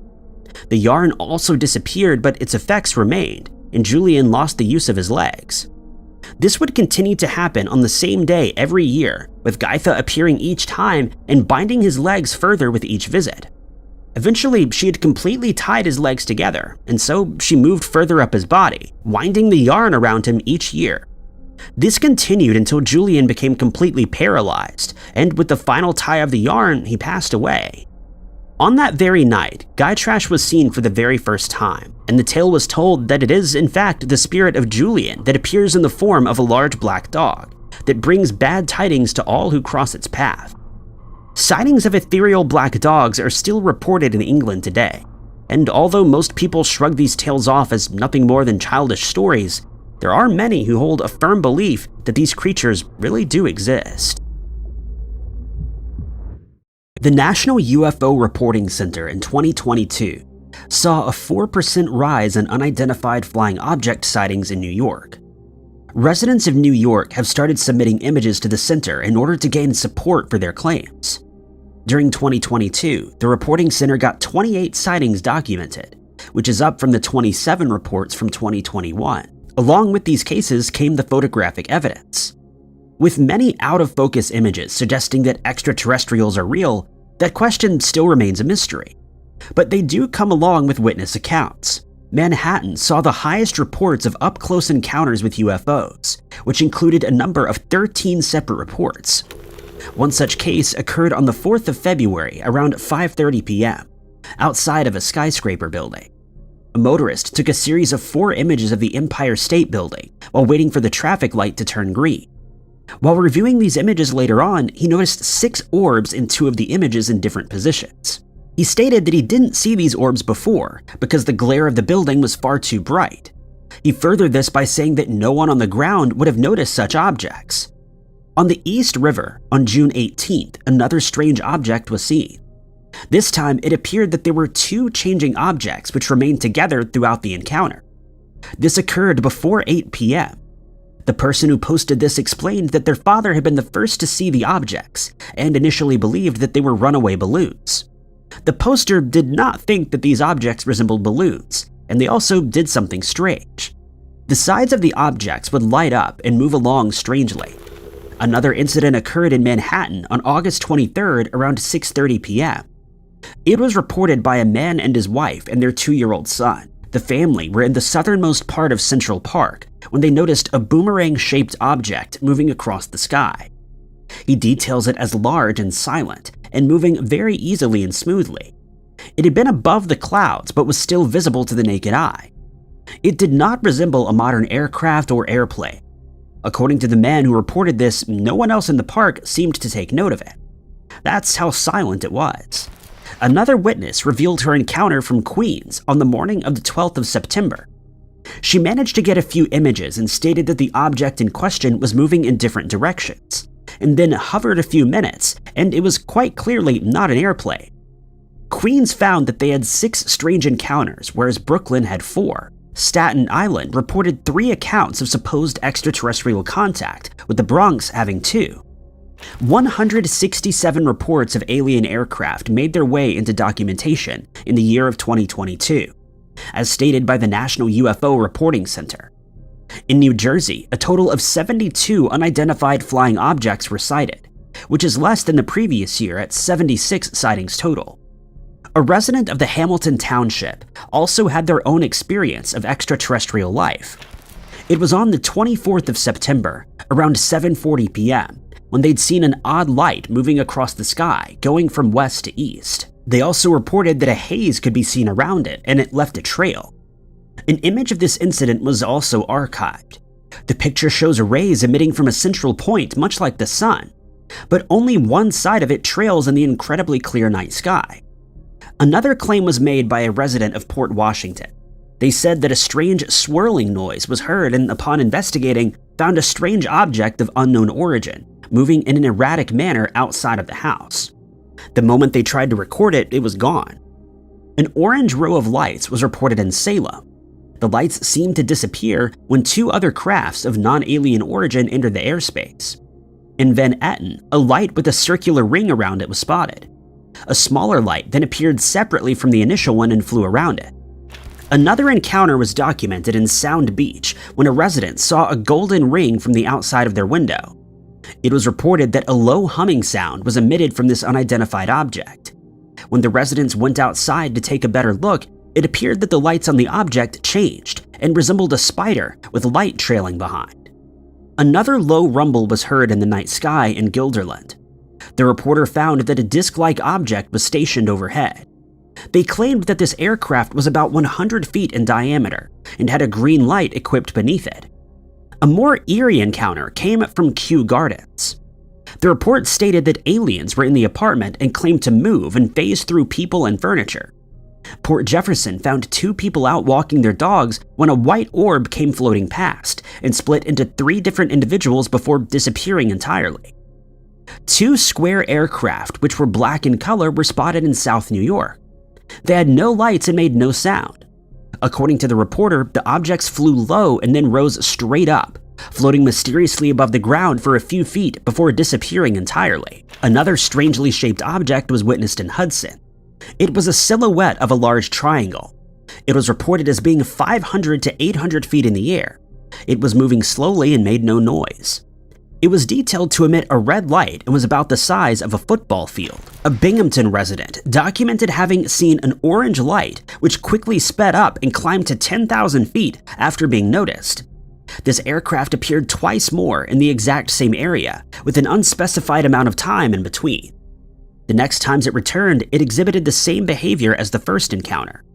Multicolored lights spinning around one another were noticed in Brockton. According to the reporter, this occurred 2 to 15 times nightly, when an airplane that flew over the spaceship would quickly disappear before reappearing once the coast was clear. All of these accounts make up only a fraction of the reports that were documented, originating from New York in recent years. No explanations have been given for these unidentified flying objects. Additionally, the National UFO Reporting Center explains that they're aware of many submissions that were a fabrication, and know that some of these reports are hoaxes. But a large percentage of them, with their videographic and photographic evidence, may reveal that we are in fact not alone in the universe and occasionally are visited by extraterrestrials who make a quick appearance, although the exact origins of these odd vehicles remain a mystery. But the US Department of Defense Agency and the US government may hold the evidence that we need. According to a former intelligence officer, David Grush, the US is in possession of alien vehicles. David claimed that the government has intact vehicles of alien origin. The ex-official was the one who held an analysis of the unexplained anomalous phenomenon regarding the US Department of Defense Agency. Grush went on to state that the government is collecting flying objects of non-human origins, which had either landed somewhere on Earth or crashed, and this is being kept from the public to avoid a full-blown panic. After he gave secret data about the aircraft to Congress, he was met with clear retribution from other officials. This led to his resignation in April of 2023, after 14 years in the US intelligence service. Grush went on to claim that Congress, to which he revealed this important secret, had been withholding this exact information from the public, illegally, although he never saw these reports and images firsthand, but spoke to other officials who verified these claims. According to Grush, he initially thought these claims were untrue and deceiving. Officials began to confide in him, including senior and former agents. Some of these people he had known for the entirety of his career, and were now coming to him with claims that they were part of this program, which hid the alien ships from the public. A present US intelligence official of the National Air and Space Intelligence Center, NASIC, Jonathan Gray, supported Grush's claims of the government being in possession of said extraterrestrial aircrafts. Gray explained that the alien phenomenon is real and that we're not alone. He also claimed that the recoveries of these vehicles were not unique to the United States. The situation is global. Grush's claims were also supported by an Army colonel named Carl Nell. Nell was also part of the Unexplained Anomalous Phenomena group. He explained that the US was in competition with other countries in harvesting alien vehicles and using them for reverse engineering and abusing the materials that were found. In 2021, the Pentagon and the Department of Defense released data, some of which Grush was hoping for. It was a report on unexplained anomalous phenomena and unidentified flying objects. The report listed many such encounters. 140 of them were left unexplained. A hearing involving Grush was also held. It included Ryan Graves, who was a witness to a strange phenomena over the Atlantic Ocean which occurred frequently for a few years, as well as David Fravor, who's also a former Navy pilot, who had seen an object upon his training mission in 2004. These individuals would be testifying as witnesses to the mysterious phenomenon of UFOs and UAPs. They would be giving their accounts of the experiences and encounters they had with alien vehicles. The hearing was to be held by the House Oversight Committee's National Security. Some people who were part of this group stated that they received pushback from some areas during the planning of this hearing. They even had some witnesses of UFO encounters discontinue their testimonies. One representative involved in the hearing was Jair Moskowitz, who asked the question, why is the military and government not being honest? This hearing was orchestrated after the claims were made by David Grush. For ages, politicians were resistant to getting too involved in the idea of UFOs and extraterrestrials. But after the claims, many of them seem to be lining up and wondering if they are, in fact, not alone in the universe. Grush's allegations were not unique to UFOs, UAPs, or other alien aircraft, but apparently the US also came into contact with the alien pilots. According to Tennessee Republican Congressman Tim Burchett, these alien vehicles could have the technology that, quote, could turn us into a charcoal briquette. Anna Paulina Luna, a Florida Republican member and assistant of Burchett's investigation, stated that she was stalled by officials when inquiring about UFOs, which stopped her from gaining access to data which proved the existence of extraterrestrials and their vehicles. Burchett was in support of Grush's allegations as well, and stated that these aircraft of alien origin defy the laws of physics and that he and others were done with the whole cover-up by the military and government. Burchett expressed that they would be getting a handle on the situation and hopefully reveal the truth. Furthermore, an official from the White House explained that this phenomenon is having a profound effect on the training ranges. In addition to the accounts of extraterrestrial encounter claims and the possession of alien vehicles, some US military pilots also released military videos of strange things taking place in the sky. David Grush's claims were also researched by Burchett, which initiated more declarations. He said that he'd seen evidence of the unidentified objects and that they are 100% not of earthly origin, and that the US has been keeping this evidence a secret since 1947. This was also backed up by Mike Gallagher, a Wisconsin Republican, as well as Marco Rubio, a Florida senator, and other Democrats.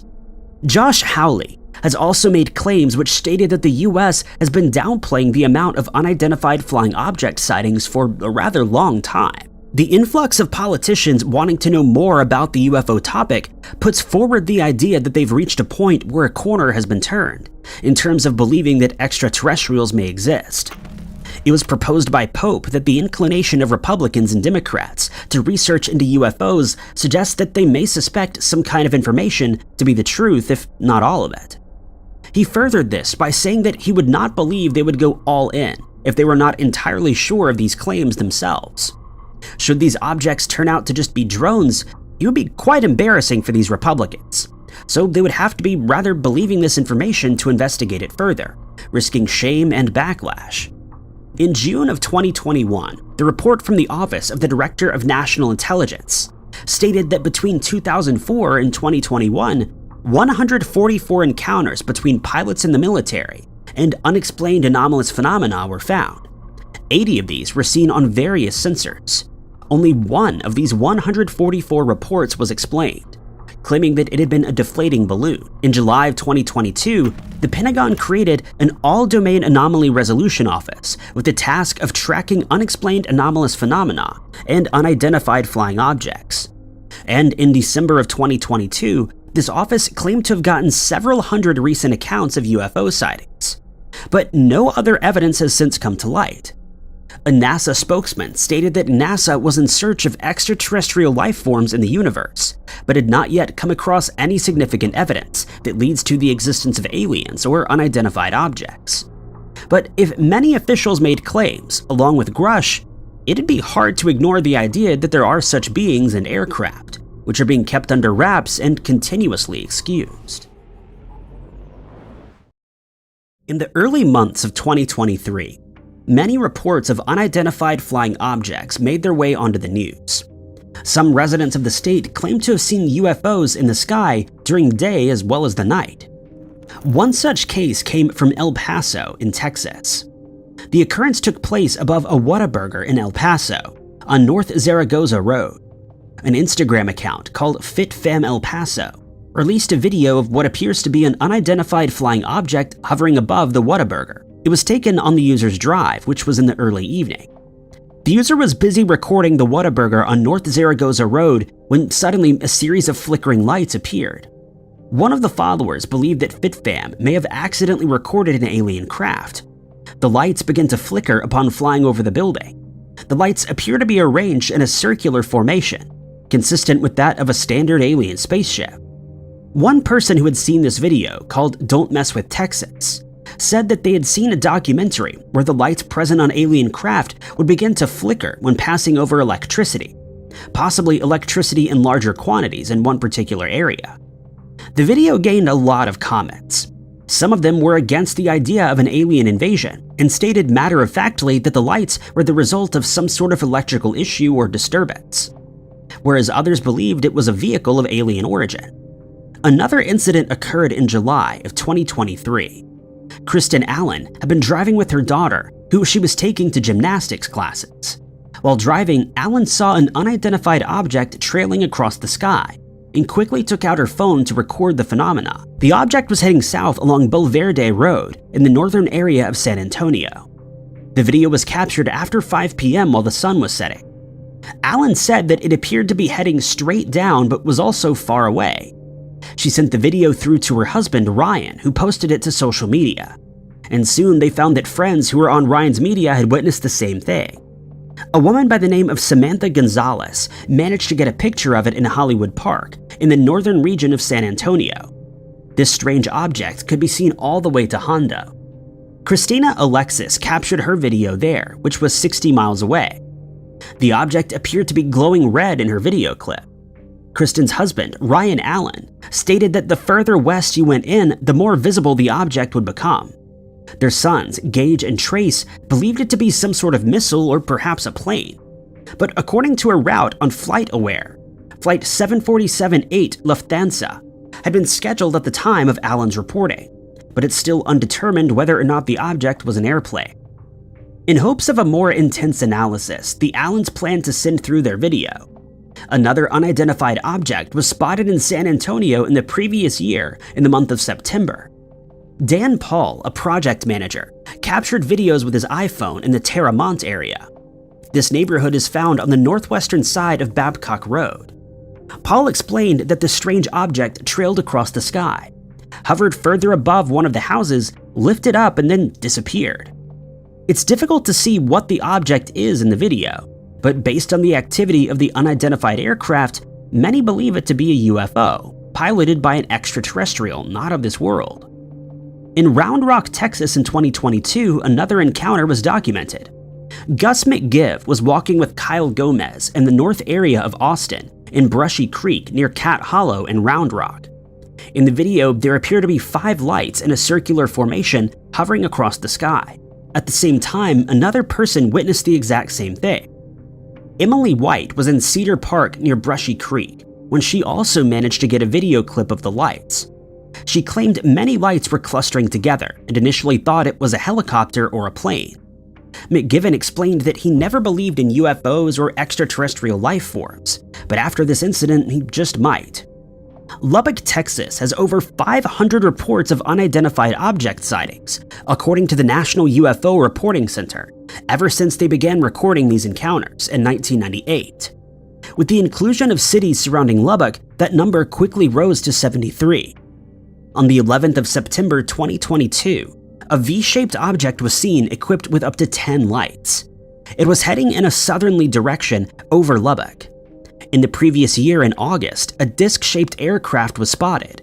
This one had a white and green pulsating emission surrounding it. The National UFO Reporting Center also released its listings of potential UFO sightings. In the city of Hurst, Texas, on the 7th of July in that year, the report of an oval-shaped unidentified object currently resides at the top of the list. There are about 65 individual claims on the report in Texas alone. The shapes of these objects tend to vary, ranging from orb to disc or triangular. Some of these are cylindrical or chevron-shaped or change formation throughout the duration of the encounter. Some have been described as rectangular or fireball. The report is also equipped with the duration of the encounter with the unidentified flying object, which can vary anywhere between 5 seconds and 1 hour or more. A short summary is also stated in each of these encounters, all of which gather an overwhelming amount of evidence of alien encounters. Perhaps we're on our way to uncovering the truth of the existence of such beings in our universe, subtly entering into our planet. California identified over 15,000 UFO sightings, with Florida coming in second with almost 8,000, and Washington holding 6,800 encounters. More reports continue to come through and are perfectly documented, potentially for future use. It would certainly be interesting to compile all of these encounters into some sort of evidential case that's to be thoroughly investigated. The opinion of the government on this matter would also prove to be fascinating. Encounters with unidentified flying objects saw a spark since the dawn of avian transport. Many of these accounts had been witnessed by pilots as well as other strange phenomena, often having to attempt maneuvers in order to avoid these unidentified objects. In the recent years of alien encounters, only some have been reported by pilots. In July of 2022, a pilot, Julius Figueroa, who's a Virginia pilot, had his very own extraterrestrial close-up. Julius had an interest in aviation since he was a child. For 2 years, he'd been part of the Navy, which helped to add to his flight time, as well as aiding in becoming a more advanced pilot. After serving in the Navy, Julius then took on a job where he would be a skydiving pilot in the Midwest. And this is where he would encounter his unidentified flying object. On the 10th of July, 2022, Julius had been flying an airplane full of skydivers and a skydiving instructor when the incident occurred. On this day, Julius recalled that they'd been ascending to 10,000 feet, but at 4,300 feet, something had caught his eye. Julius reported that an object could be seen almost 15 feet to his left, and it was heading in a northern direction. He described the curious object as a golden orb, which was flying at an alarming speed. The item was the size of a smaller car. Julius also claimed that you could not see the object if you looked directly at it. And strangely, this claim has been made time and time again by other pilots who've had similar encounters. Without taking note, Julius ended up veering a little to the left when trying to figure out what the object was. He let out a shout when the orb passed by the window. The passengers were startled and looked out the window and saw the golden orb, including the skydiving instructor. Julius was quoted as saying 3 of them saw it, including one of the instructors. By the time I turned the plane, it was already on the horizon. The object was gone in an instant, and the Virginian pilot quickly made contact with air traffic control. He'd asked whether they'd witnessed any drone on the radar, but they hadn't. He phoned them a second time and described the object in detail and wondered if they'd seen it. As reported by Julius, there had been a long pause after this question before they finally answered, stating that they had not seen the object which he described to them. He even stated that ever since that day, when in flight, he continuously looks around to see if any golden-like object approaches his aircraft again. This account seems eerily similar to many others reported by pilots, and such an encounter is not unique to Julius. Ryan Graves, a former US Navy pilot, spoke to CNN. He's reportedly seen many unidentified flying objects throughout his service, although he refers to them as UAPs. To him, these encounters happen frequently. Graves also expressed the threat to national security that these unidentified objects pose. Graves is also a co-founder of America for Safe Aerospace, and he wants the pilot's reports of the UFO encounters to be addressed.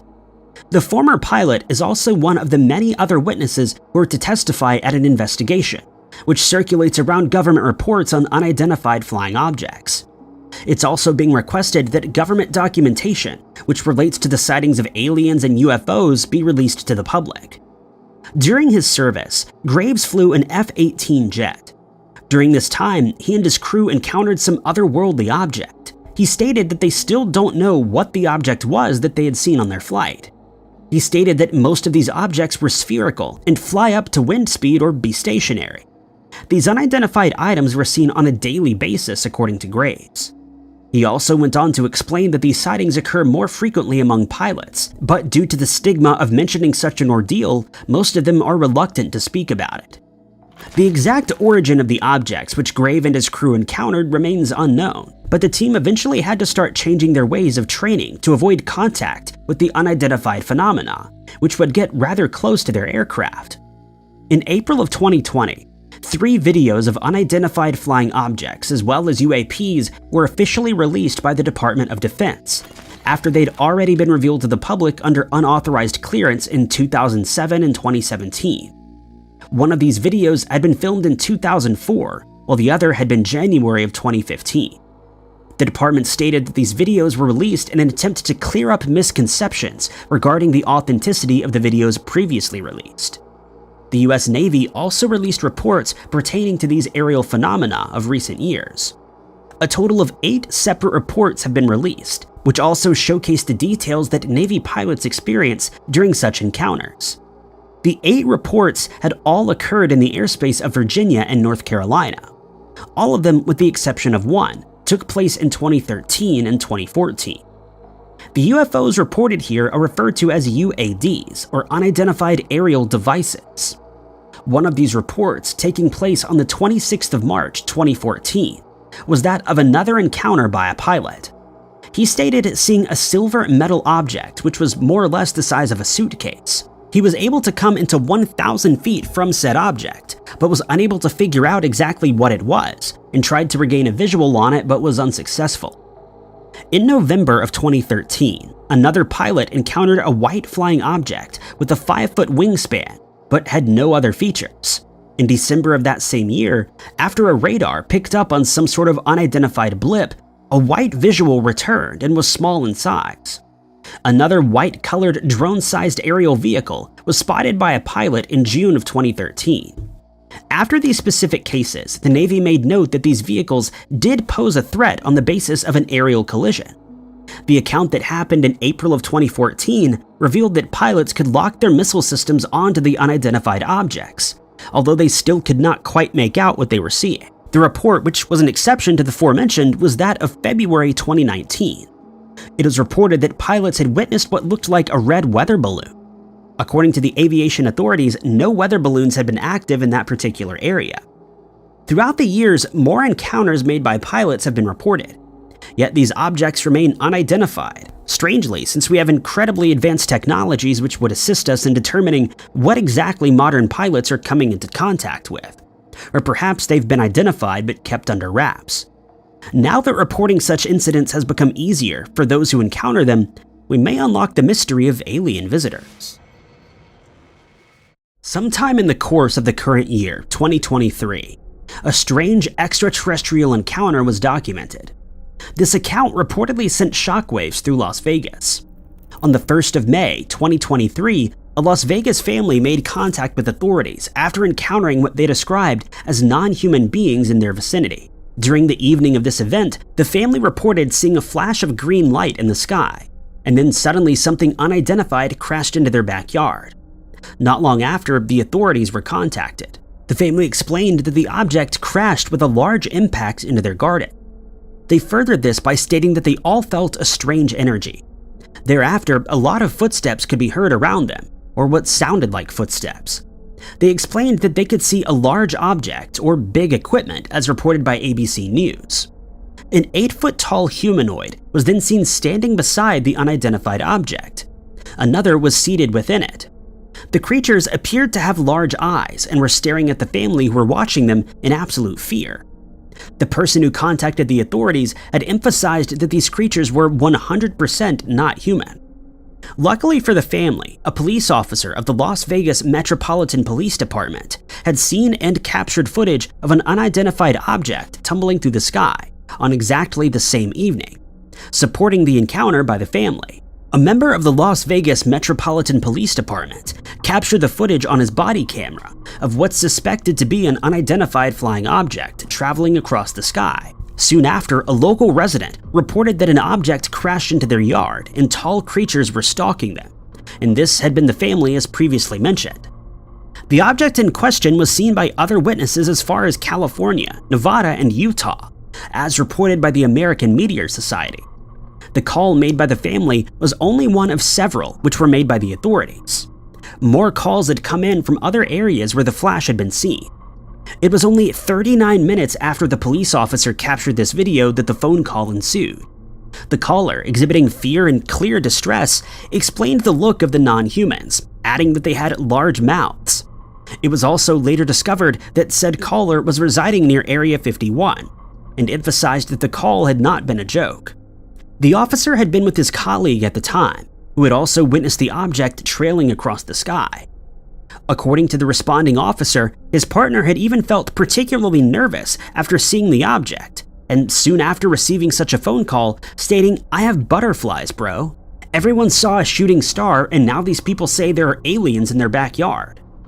A search of the area was carried out, but it proved futile, producing no leads, witnesses, information, or 8-foot-tall beings. The caller and their family stood by their claims, and authorities continued their investigation of the property for days following the initial report. The family's home is in Nevada, where many other claims have been made of encounters with extraterrestrial beings. After their extensive search of the area, the authorities installed high-tech surveillance cameras on the outside of the houses of the residents. A former officer, Doug Papa, was following the story and had been surprised to learn that the Las Vegas Metropolitan Police Department was installing these cameras. Doug interviewed the family who made the claims of extraterrestrials appearing in their backyard, and stated that he believed the authorities were installing these cameras in order to protect the residents from UFO fanatics. Doug claimed to be skeptical of the event, but upon his interview found that the family seemed to be credible. Doug even spoke of this event on his Twitter, where he congratulated the Technical and Surveillance Squad TASS on the successful installation of the cameras. He also said in a post referring to the cameras, quote, "Must have been a mirage or a figment of my imagination, if the Las Vegas Metro Police are to be believed." Channel 8 News Now reported on the initial matter and released the audio they received where the owner of the house was reciting what happened to the police. The audio went as follows, saying, quote, "There's an 8-foot person beside it and another one inside it, and it has big eyes and it's looking at us and it's still there." The audio showed clear nervousness and fear by the caller. Doug had said that the mother of the family explained to him that the police had come to install these cameras to protect them from those coming to bother them about the supposed UFO encounter. But according to Doug, authorities would not just come out and install incredibly high-tech, expensive equipment just to protect someone calling about a UFO. This leads us to believe that the authorities are convinced that such a matter may have actually occurred. As previously mentioned, the US may be in possession of alien craft. Events such as this only support that mystery further.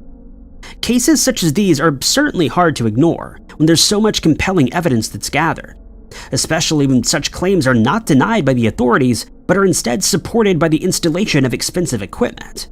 Although a lot of overwhelming evidence of extraterrestrials exists, the entirety of the idea remains a mystery yet to be verified. A scarily high number of UFO stories come from soldiers and civilians caught up in conflicts and war. Some of these sightings will eventually be written off as war nerves, as was the case in the infamous Battle of Los Angeles. Others eventually come out as experimental technology being used by one of the combatants. But there are many stories that remain unexplained. In 1987, veteran Francis P. Wall told one such story. Wall had served in the Korean War as a private first class in the 1950s. Like many soldiers, he returned from the war with a terrifying story and mental and physical health problems that would trouble him for the rest of his life. According to Wall's daughter, he was partially triggered by the sound of airplanes flying overhead. But one of the stories Wall returned from was unlike anything else he had ever experienced. For more than 3 decades, he kept the story of the Shorewin encounter a secret, before telling John Timmerman, an associate of the J. Allen Hynek Center for UFO Studies. The encounter had taken place in May of 1951. Before the attack, men had been sent into the village to let civilians know what was going to happen and give them time to leave. Wall never revealed why the attack was going to take place, but nobody in the regiment expected it would be anything out of the ordinary. Not long after the artillery bursts began, the soldiers noticed something strange traveling down the mountain. Wall described it as looking like a jack-o'-lantern. In an image he later drew of the craft, it resembled a typical flying saucer. The craft was lit up with orange lights and traveled towards the village. It didn't seem to be impacted by the blasts in any way. It was as if they weren't really there. The craft was very quick and could go directly to the middle of the blasts. As the artillery continued, the craft then changed directions. The lights changed from orange to a more green-blue in color, and the craft started to come towards the soldiers. The craft was like nothing any of them had ever seen before. They were certain, though, that whatever it was, they didn't want it coming towards them. Wall asked his commander for permission to strike the object with armor-piercing bullets. He was given permission and was able to hit the craft. Unlike with the other blasts, this time the group could hear the bullets hitting the craft with a distinct metal-on-metal sound. That meant it was clearly not an optical illusion. The bullets seemed to have an impact on the craft as it started to behave erratically at that point. It moved rapidly from side to side, and the lights started to blink on and off. At one point, all the lights turned off completely but quickly turned back on. At one point, Wall was convinced the craft was going to crash into the mountain, but it managed to stay airborne. Things only got stranger after that point. The craft had been silent beforehand, or at least the men hadn't been able to hear anything from it. Suddenly, they heard the sound of what Wall described as diesel locomotives revving up. Next, a strange beam of light came from the craft and swept over the mountainside. Wall described the light as being like a searchlight that they could only see when it was pointed directly at them. When they were engulfed by the light, a burning sensation was felt over their entire bodies. The commander ordered the men to the bunkers that they'd dug out. They watched the craft from inside the bunkers for a little longer before it flew off, shooting into the air at a 45-degree angle. The whole ordeal lasted for about 45 minutes to an hour, but the side effects lasted much longer. 3 days later, the entire regiment had to be evacuated. Many were unable to walk. They were having stomach problems and would be diagnosed with dysentery. The doctors that examined them also found they had very high white blood cell counts.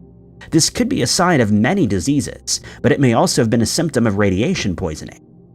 The group collectively decided they weren't going to tell anyone about the strange encounter. It wasn't like anything any of them could imagine, so they thought they would all be called crazy and locked up.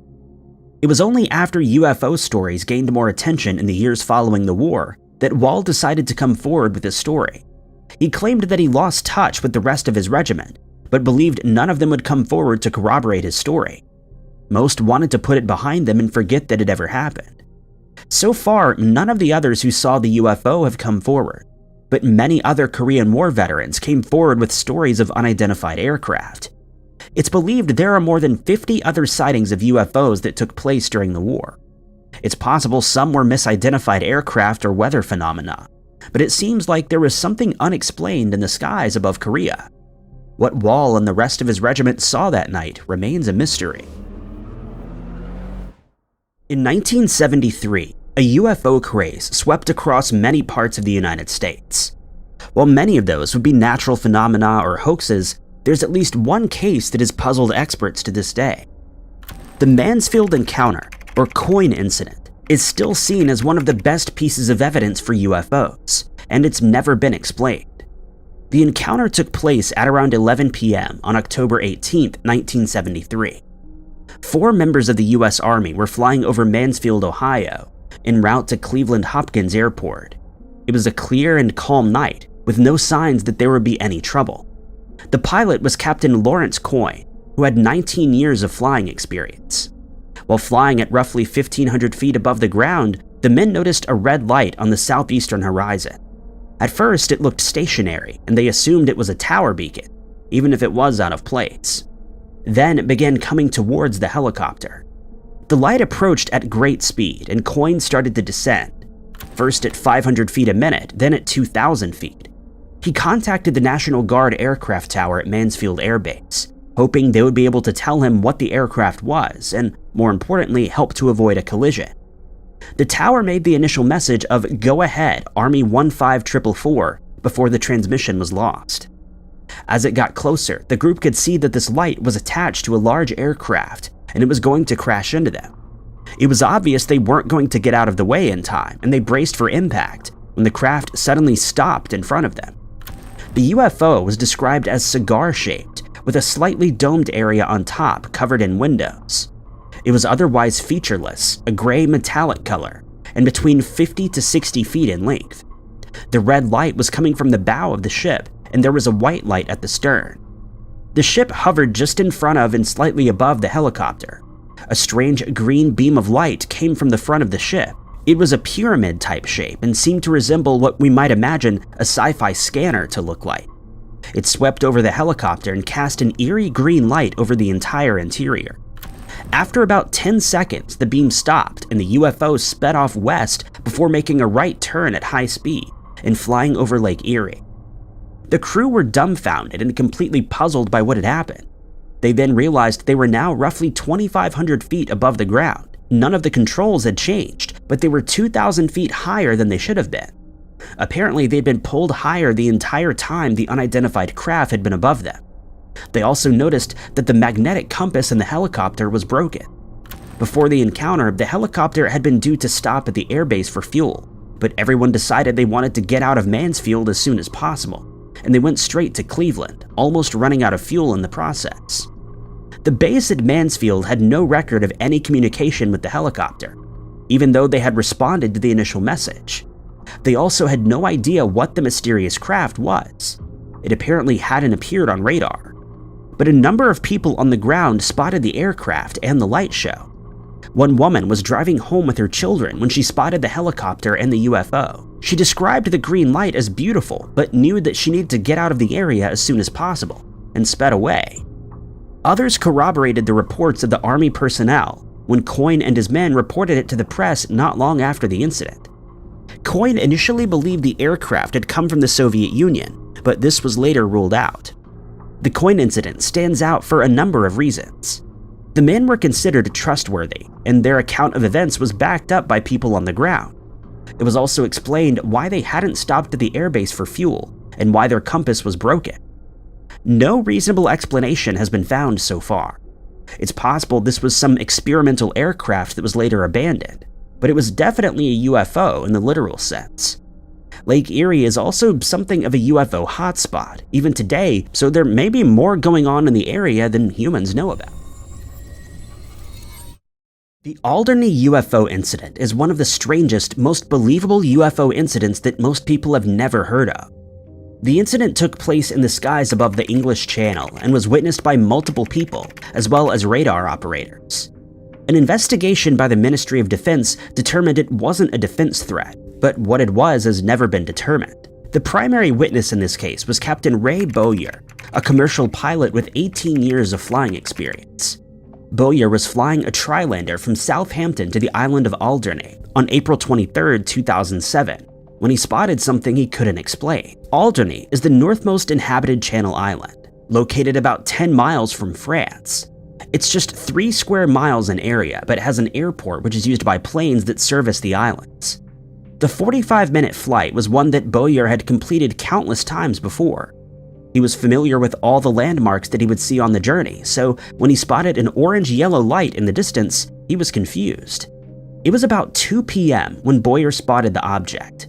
At first, he thought it was sunlight reflecting from greenhouses on one of the other islands, but that didn't quite line up with what he was seeing. Using binoculars, Bowyer got a better look at the object. It was definitely something physical, with distinct edges rather than a light or reflection of some kind. Bowyer described it as being cigar-shaped, or like a CD being viewed from the side. It was emitting light, and there was a gray horizontal band about 2/3 of the way along the craft from the right. The craft was about 2,000 feet above sea level, slightly below the plane Bowyer was piloting. As he got closer to Alderney, Bowyer realized there were actually 2 of these aircraft, one much further south than the other. It looked smaller, but only because it was further away. By now, the first aircraft was visible without binoculars, and the passengers of Bowyer's plane were able to clearly see it. He contacted air traffic control to see if there were any other planes in the region. This wasn't like any plane he had ever seen before, but Bowyer wanted to rule out the obvious. At first, air traffic control said there wasn't anything there. Then they determined there was something being picked up on the radar, but it was far beyond the distance Bowyer would be flying. That meant it was much larger than Bowyer had first thought. What he thought was roughly the size of a 747 was actually between half a mile and a mile long. Only the primary radar detected the objects, but they'd been filtered out on the secondary radar, which was designed to filter out stationary objects. That may have been because both objects were moving very slowly at just 6 knots. Bowyer and his passengers weren't the only people to see the crafts either. Captain Patrick Patterson was flying a commercial flight from the Isle of Man to Jersey, and also saw the objects.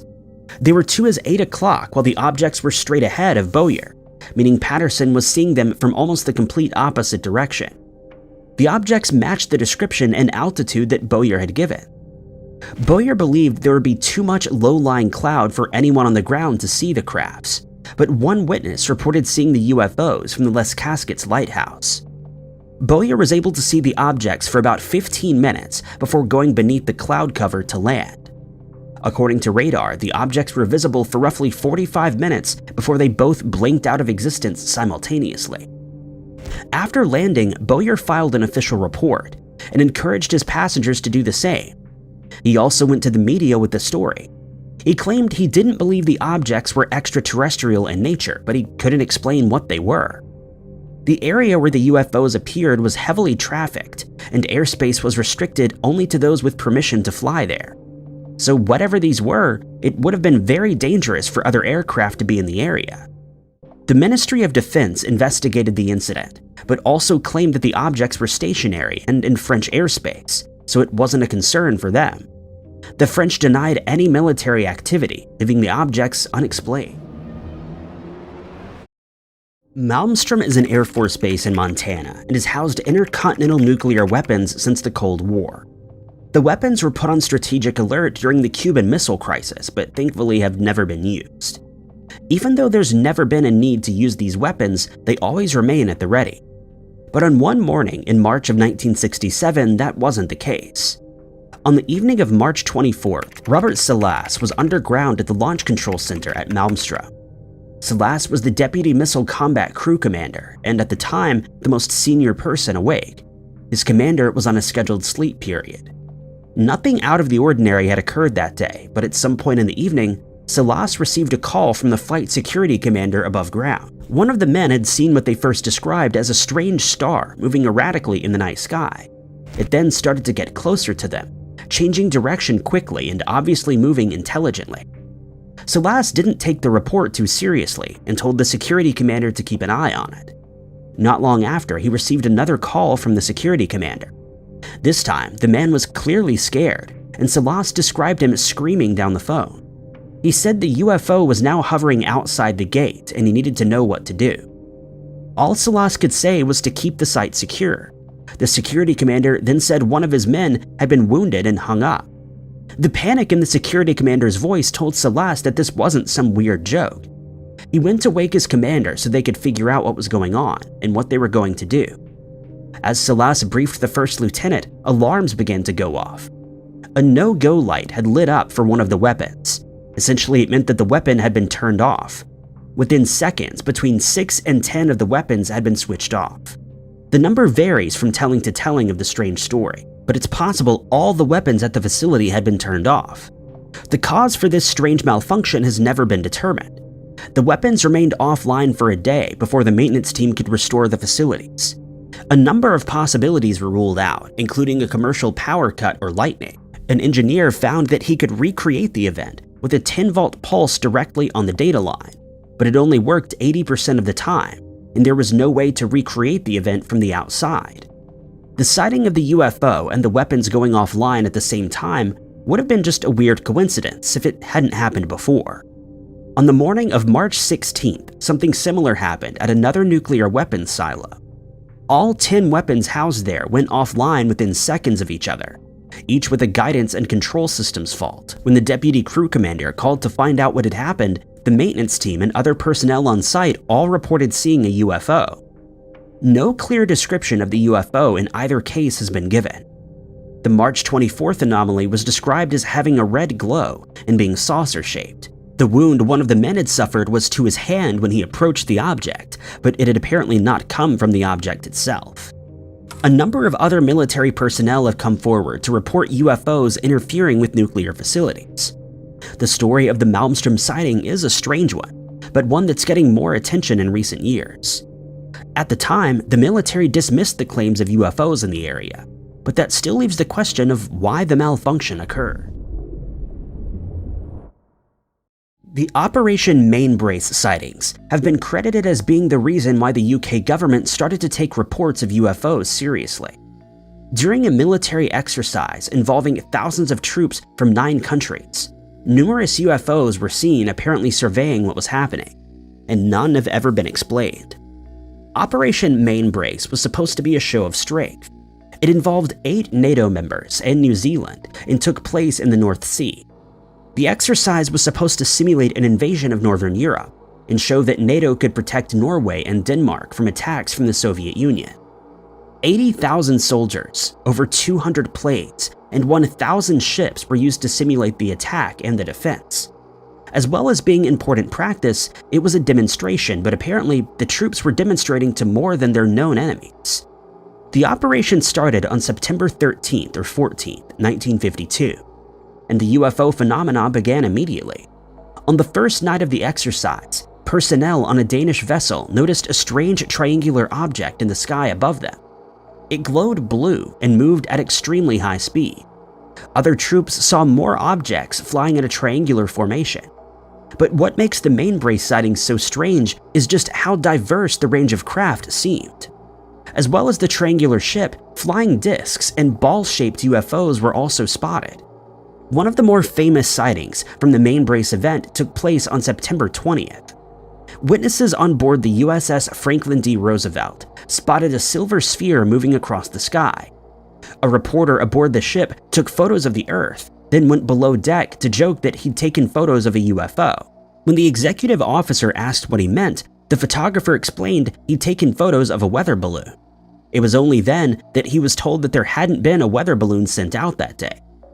None of the other vessels in the vicinity could explain the object, and it soon became clear that this wasn't a balloon, at least not from them. The next day, British airmen also encountered a similar-looking unexplained orb. This wouldn't be what convinced the UK government to take UFOs more seriously, though. The day before the Roosevelt object, something strange was seen above the skies in Yorkshire, England. At about 11 a.m., a Gloucester meteor plane was on approach to RAF Topcliffe Air Base from the east. A group of at least 5 RAF officers were at the base, watching the plane come in to land when they spotted the mysterious aircraft.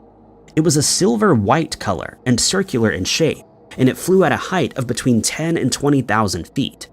It appeared to be descending but moved like a pendulum as it did. The men on the ground described it as looking like a sycamore leaf falling and thought that it might be someone parachuting.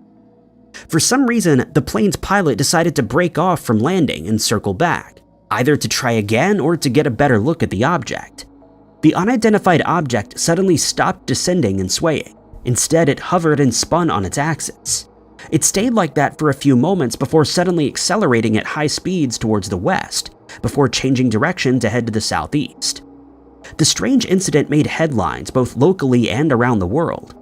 The Air Force couldn't explain what they had seen. Only the previous year, an official report by the RAF had told the government the rise in UFO sightings was nothing to worry about. Now, they weren't so sure. They couldn't explain what this object was, and while aliens probably weren't their first thought, the fact it was unidentified and so close to a military base was concerning. The Operation Mainbrace sightings coincided with a rise in UFO sightings around the world. It's possible that the sightings above the largest military operation in the North Sea since World War I were just a coincidence, but others believe the military activity triggered the interest in whatever was behind the UFOs. There were also rumors that the USS Franklin D. Roosevelt was carrying a nuclear weapon. Given the number of unidentified objects seen around nuclear facilities, it's possible that this was what prompted the activity. If these were craft from extraterrestrials, it's possible they hadn't realized that this was just an exercise, and they were expecting nuclear war to begin. On the 21st of February, 1997, a radio show called Coast to Coast AM, hosted by Art Bell, received a call from a man who introduced himself as Mel Waters. The general topics spoken about on the radio show circled around conspiracy theories and otherworldly phenomena. The story that Waters would tell them was particularly strange, even for a show dealing with these kinds of topics. The guest declared that he owned a place near Ellensburg in Washington, which was in the lowlands of the Cascade Mountain Range. On the land, Waters came to find what he thought was an empty well of a 9-foot diameter that seemed like a bottomless pit, which he was using to get rid of garbage as previous owners, tenants, and even neighbors had. The man became curious about the endless pit and decided to drop an 80,000-foot-long fishing line into the hole, but the bottom was still not reached. During his call to the radio show, Waters claimed that the hole had magical powers. Followers of this show listened intently, and news of the curious hole quickly spread. According to a local myth, the hole was cursed and was nicknamed the Devil's Hole. Waters continued to call into the radio a few more times and made more extreme claims about this bottomless pit. The guest explained that the dogs would not go close to the hole, and birds would not sit on the retaining wall. He claimed that when he neared the hole with his radio, it would act strangely. He stated that it would play old music or emanate the sound of strange voices. He claimed that when he would bring metals toward the pit, they would change into other metals. The guests also recalled that one of his neighbors had lowered their deceased dog down into the hole. A few days later, that same dog was seen roaming the forest wearing the same collar. This led Waters to believe that the hole could bring the deceased back to life. In some accounts, the hole is also guarded by a white lamb. During these calls, he would explain that he conducted a series of different experiments. In one of these experiments, a bucket filled with ice was lowered down to 1,500 feet in the hole, and when he retrieved it, he noticed that the ice was warm to the touch, but it had not melted. It was claimed that the ice had also turned flammable. Waters had screamed into the hole and maintained that no echo could be heard. He'd even dropped a non-working fridge and CRT tubes belonging to an old TV set into the hole, but no sound was produced from them. Waters' claims started to get a lot more creepy after this. In one experiment, he lowered a sheep into the hole, and when it came back up, it had been cooked, and a moving lump appeared on its body. The lump produced a fetal seal, which Waters claimed to have human-like eyes, and apparently cured his cancer before diving back into the hole. While this may seem like a far-fetched claim, a few days later, sheep herders reported seeing the seal and said that it gave off a benevolent presence. Occasionally, strange objects or things would come from the hole. One of Waters' neighbors had reported that they saw a dark black beam of light shoot out of the hole. The neighbor detailed the emission as that of a flashlight of solid black instead of the white-yellow hue. In one of the claims, Waters said that the government had paid him a lot of money to leave the property. This was after the talk of Mel's hole had circulated throughout the world and eventually reached the federal government. He remembered that when he'd been approaching the pit, a suited man stopped him and told him that a plane had crashed there, so the area was now off limits. He furthered this by saying that he saw men in biohazard attire standing behind the agent. Waters accepted the money that he was offered and was warned not to return. He decided to move to Australia, only to return 2 years later. 2 weeks after his return, police officers took him off of a bus and left him in San Francisco. Waters said that he had IV markings on his arm and some teeth were missing. He had no memory of what had happened to him during those 2 weeks. He managed to get back to town but felt like he was being watched or stalked by strangers.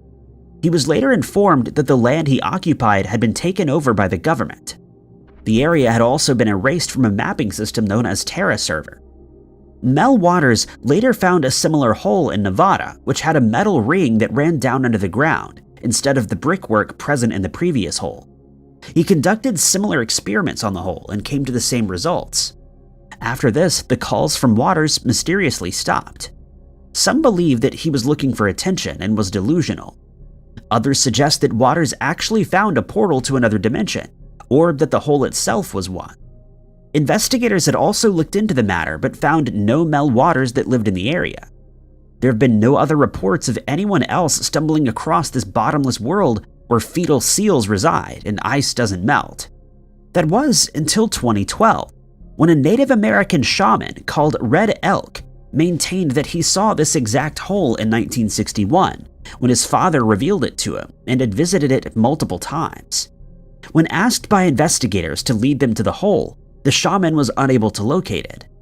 Red Elk explained that the hole was the residence of beings who were there long before humans. They're said to live below the ground because the climate is not tolerable for them. According to Red Elk, the beings here did not create the hole. Initially, the hole was a lava tube from Mount Rainier, an active stratovolcano. Even so, lava tubes do not often go beyond 100 feet deep. What's even more strange about Red Elk suggesting that the hole was connected to Mount Rainier is that the mountain was subject to many UFO sightings throughout the years. UFO reports witnessed around Mount Rainier were mostly seen by pilots. According to Jack Powell, a geologist from the Washington State Department of Natural Resources, the hole that Waters spoke of would not have been supported by the terrain of that area.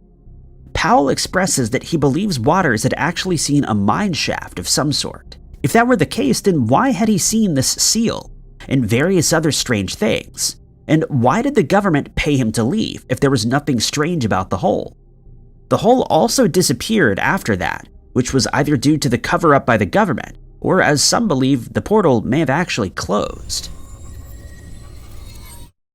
Paul Amadeus Dimach wrote a book called Chronicles from the Future, The Amazing Story of Paul Amadeus Dimach, which details an account of when Dimach fell asleep and traveled to an alternate reality set in the year 3906. He was born in Zurich in 1884, and at a young age he wanted to become a teacher. After completing his studies, Dimach became a German and French teacher. During this time, he'd fallen in love with a woman who later married someone else. This caused him to fall into a depressive state, which some believe played a part in his health complications. Suddenly, in 1917, he became ill with a mysterious disease called encephalitis, simply known as the sleeping sickness. This epidemic plagued Europe between 1916 and 1924. Those who had contracted the illness were put into a coma, and some never woke up from it. Dimach would sporadically fall asleep for a few minutes or even days. In 1921, the sickness had gotten worse, and he fell asleep for a whole year. During this period, he was being monitored by the Zurich hospital. When he awoke, he found that his mother had passed away, and he was then informed that he had tuberculosis.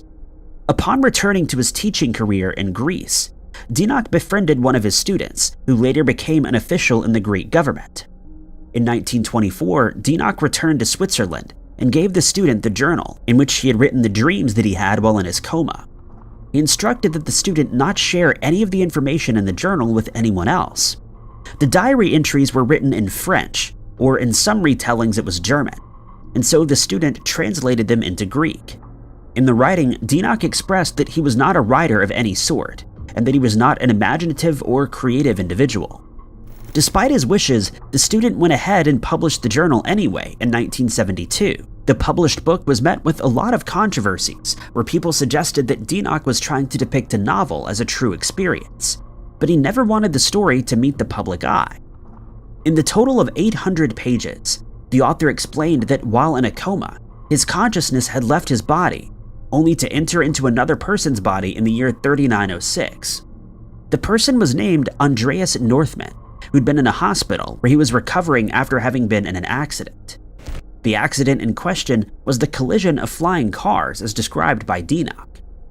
The man whose body he inhabited was surprised at the futuristic technology and uniforms that he could see around the hospital. Andreas could not understand the language that any of the professionals were speaking, and he couldn't remember who he was either. Incredibly, Dimach's consciousness, which controlled Andreas's body, was able to find out all the events which took place since 1921. He was able to determine that in the 20th and 21st centuries, the biggest issues were world wars, the lack of respect for nature, the suppression of violence, and overindulging consumerism which destroyed the earth. In his writing, Dimach details that between the years 2000 and 2300, there was still a struggle of overpopulation, ecological destruction, inequality, the lack of nutrition for all people, regional wars, and the political and economic world was controlled by the New World Order for a few years. Poverty was also a major issue set forth by financial strain. At some point, the world became so overpopulated that a colony on Mars was established in 2204. The colony consisted of 20 million people, but this only continued for 60 years due to cataclysmic events that wiped out the Mars colony. After a nuclear war in 2309, a large portion of the European population had been annihilated, and the remainder of them had relocated to the southern part of Europe. This is where they began to repopulate. At the start of the 24th century, a new government system established a union where every continent and country is seen as one nation. This aided in the abolishment of inequality by the end of that century. The government was made up of scientists, technologists, and humanitarians. By this time, the issues of overpopulation, climate crisis, Nutritional issues and ecological destruction had been solved. Nimach had expressed that the year 2894 was one of great importance. It was in this year that the rebirth of a spiritualistic force was seen between Greece and Macedonia, in a place called the Valley of Roses. This entity brought about a new form of human. It was different from a physical position and made humanity significantly happier. The global government, however, took the formation of totalitarianism, whereas the national governments opposed this. The population was still in national consciousness, rather than a planetary one. This only developed fully after 5 more centuries. Even though there were no inequalities over economic matters, there were some over the level of control of technology and properties. Additionally, the population was weak spiritually. This era was described as a dark age and lasted until at least 3400. In 3382, Alex Volki had unlocked a new power of human consciousness. This allowed people to do extraordinary things, such as control the chemicals in their body responsible for emotions, as well as achieve hypervision and hyperintuition. Between the years 2400 and 4000, life becomes significantly better and is described as a golden age. The government was no longer made up of technologists or scientists, but rather universal creators, which were made up of personalities such as artists, scientists, and mystics. Clothing, transportation, housing, and food were all made free as well. The only inequalities were in terms of honor and reputation. The population no longer count their success with material standards, but rather with emotional and spiritual well-being, as well as self-improvement. Nimach also found that people only work for 2 years between the ages of 17 to 19. The population also significantly decreased, estimated at less than 1 billion. There were 3 kinds of laws present which Nimach came to learn. These were the 2-year term for working, the way in which traveling and distribution of goods were carried out, and then a demographic stabilized population, or the controlling of births. During the time that Nimach's students possessed the journal, the Greek army had seen it, and thought they were suspicious since they were in a different language and confiscated it. The student, however, had already translated the work. He also attempted to locate Nimach by traveling to Zurich a few times between 1952 and 1966, before the publication of the writings. He couldn't find a trace of him. It's speculated that the man had fought in World War I, and most likely did not give his real name when entering Greece years before. The student had shown the journal to a group of Freemasons, theology professors, and a few others. This is when they all realized what they had in their possession, and the journal was kept in a philosophical circle in a place called the Tectonic Lodge, of which the student was a member. The Freemasons took the book a bit more seriously, and thought it to be holy, and a prediction of humanity's future.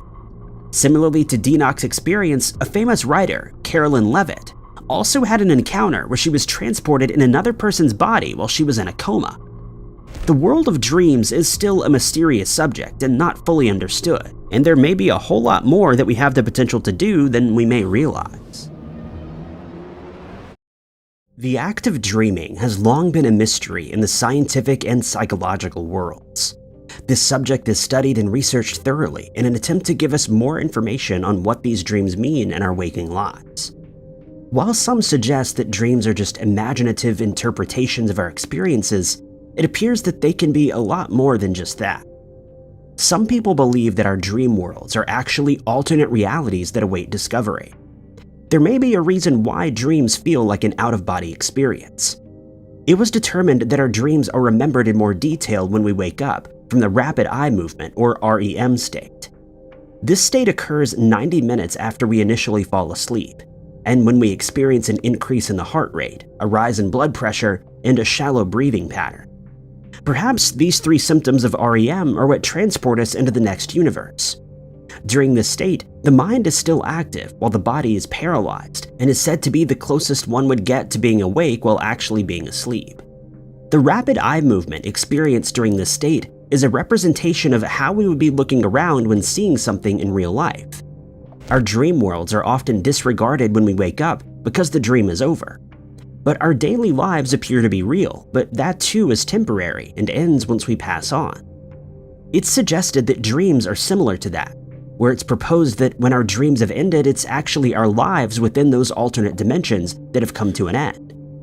If we're hopping into another dimension during our sleep state, this may explain why we often do not recognize anyone else or appear to be a different person, or sometimes even an animal. While we sleep, our minds are in the process of making an alternate reality with no exterior stimulation. Essentially, our minds are making new features of space and time. Although no substantiated proof of traveling to another dimension exists, with the collection of facts about dreaming as well as reality, the idea doesn't seem too far-fetched. In 2021, a trend found its way onto TikTok, where viewers would reality shift into another dimension. The most popular one seemed to be the Harry Potter universe. Kristen Datu from Ontario got 1.3 million views on her YouTube video called How to Shift Realities 101. Some controversies surrounded the exact way on how to achieve this, and what it is exactly. It was found that everyone attempts this practice in different ways. The majority of them enter into a meditative or hypnagogic state. This is a transitional stage between being awake and being asleep, where one would be able to experience sensory perceptions. This is a state that occurs naturally when falling asleep, as previously discussed with the REM phase. Datu had learned of this idea in 2015, but didn't fully explore it until much more recently. She claimed to have continuously tried to enter into a meditative state but failed. This was until one day when Datu awoke from a dream and found that she was in the in-between stage, or as reality shifters call it, the waiting room. Her waiting room looked like an aristocratic house, and she was reportedly frightened by this. Datu also said that ever since then, she now often wakes up in another universe, one of which was in an anime series called My Hero Academia. A Nashville holistic psychotherapist, Laura Rosser Kreiselmeyer, stated that it seemed as though the process of shifting realities set forth by Datu was some form of self-hypnosis. She reported that altered conscious states have been around for ages, such as in Buddhism. She even went on to reference that some people use substances to enter this state. Laura believes that shifting realities entirely is a new concept. Another dream concept is that of the act of lucid dreaming, which allows the dreamer to be conscious, aware, and have some sort of control within their dream. This can be done at will, and many dreamers around the world have been able to achieve this. These people are able to do extraordinary things, which include traveling to a different dimension, and sometimes interacting with beings from these alternate realities. It's believed that when these dream interdimensional travels take place, we're ending up in one of the 5 alternate dimensions. The 5th dimension is a world that differs very slightly from our own. It's said to be a micro-dimension and came about as a means of connecting foundational forces of the universe. The 6th dimension is composed of many possible worlds. Each world had started with the same initial condition, being known as the Big Bang Theory. This is also known as the phase space, where everything that could have happened in our lives but had not occurred in one of these other universes. The entirety of the 7th dimension is different from all the rest, while the 8th dimension sees a variety of possibilities. It holds all the different histories of the universe, which can all be accessed. The 9th dimension is where the laws of physics may be different, and the 10th is where anything is possible. It is possible that the aforementioned stories of Paul Amadeus Dionne and Carolyn Levitt were examples of the interdimensional travel to the 5th dimension, since Dionne's alternate reality was eerily similar to what we've experienced in the 20th and 21st centuries. It's believed that while we dream, we're able to go beyond the first 4 dimensions and access the rest of them, which we're incapable of perceiving while we are awake. Some people misinterpret the act of traveling to an alternate universe through dreaming or meditation as doing so with the physical body. It's thoroughly argued that this is not the case by a YouTuber named Jamba Smurf. She refers to the reality shifting as subconscious lifting and explains that no one knows how to allow their physical bodies to travel to another universe, and that this is done only using the subconscious mind of a semi-asleep state. As we learn later on, traveling to other universes requires an altered state of consciousness, as well as a focused mind, which is revealed in Nikolai Kozyrev's experiments. As previously discussed, Dionne had been in a coma, an altered state of consciousness, which was left uninterrupted, and he was able to see many years into the future. The subjects in the Kozyrev experiments could see into the past and visit extraterrestrial universes. The concept of meditation and an altered conscious mind has been around since ancient times. Many strange things were documented during those periods, such as alien drawings on cave walls. It may be possible that these civilizations were able to put themselves into the required state in order to travel to another dimension, where they encountered these aliens. The same can be said for some of the futuristic findings that archaeologists discovered, such as the Baghdad batteries. Time and time again, it's been suggested that these societies could see into the future, and perhaps they could, which is why we find modern-like artifacts belonging to them. In France's Burgundy area, encompassed by vineyards, a secured Renaissance chateau, and medieval towns, a mysterious site can be found. What seems to be a never-ending spring-fed hole is believed to be some sort of portal to another dimension. The Fosse Dionne pours out 311 liters of water every second and is refilled continuously. Although it's said that the well is fed by a river or spring, countless divers have ventured out to find its origins, but to no avail. The pool of water continuously changes color, usually from blue-green to brown. It's believed that the Romans used this for drinking water, and that the Celts saw it as a sacred object. The water was encircled with stone by the French, who also added an amphitheater, which was used as a washhouse in the 1700s. It was during this period that women could look down into the endless hole and wonder what may lurk there. In one legend, it was told that a serpent swam at the depths of the well, and in another it was suggested that it was a portal to other dimensions or worlds.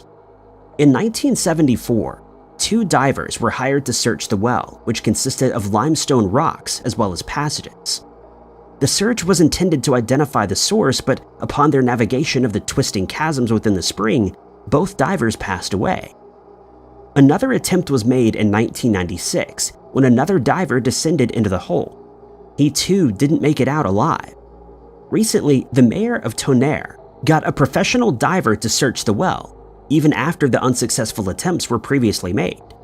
The diver managed to get down to 70 meters and then traveled another 370 meters from the entrance of the hole, but even with this, the source was still not located. Portals, sometimes referred to as vortexes, dimensional gates, and portal water, such as the Fosse Dionne, are direct passages to alternate dimensions. The abuse of such portals can also lead to something called dimensional bleeding, or a tear in the realms. A general characteristic of portals is that 2 points are connected to one another. But in the case of the Fosse Dionne, no one has been able to initiate the supposed fast travel. But this may have actually happened in the case of the first 3 divers. During their dive, they might have triggered the portal system, which for some reason failed, and subsequently they met their demise. Another characteristic is that portals are often made with liquids such as milk or something far more disturbing. But in the case of this curious well, the only liquid here is water. The water present in the Fosse Dionne is known to change color occasionally. It's believed that muddy or murky water links the user to an extraterrestrial-like plane. It's also said that when traveling through a portal of murky or diluted fluids, one might age a lot faster than if they were traveling through a cleaner portal. The legend of the snake that swam in the depths of the curious well may in fact be an extraterrestrial of some sort that's made its way through the portal accidentally, much like what was experienced at Mel's Hole and even the Bermuda Triangle. Although the Fosse Dionne has yet to be closed off by the government, that may be due to the reluctance or inability of divers to explore deeper into the hole. The Fosse Dionne is not the only portal mystery, and perhaps one of the others is connected to it. The Darva Crater, or Gates of Hell in Turkmenistan, is one such case. Many more curious and mysterious bottomless pits, holes, and wells exist throughout the world that are considered to be a link to an alternate reality or another dimension, as some people believe. Ancient societies thought it may be the lair of a snake king. No one has been able to solve the mysteries of the Fosse Dionne.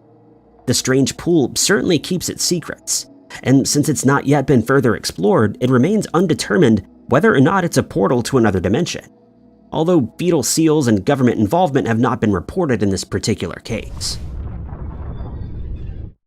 Nikolai Kozyrev was born in St. Petersburg, Russia in 1908. During his childhood, he'd shown an interest in sciences and the mysteries of the universe. In 1925, Nikolai explored more scientific fields, which included astronomy and astrophysics. He graduated with a degree in 1931 from the Leningrad State University. 5 years later, he was arrested for being involved in a political opposition.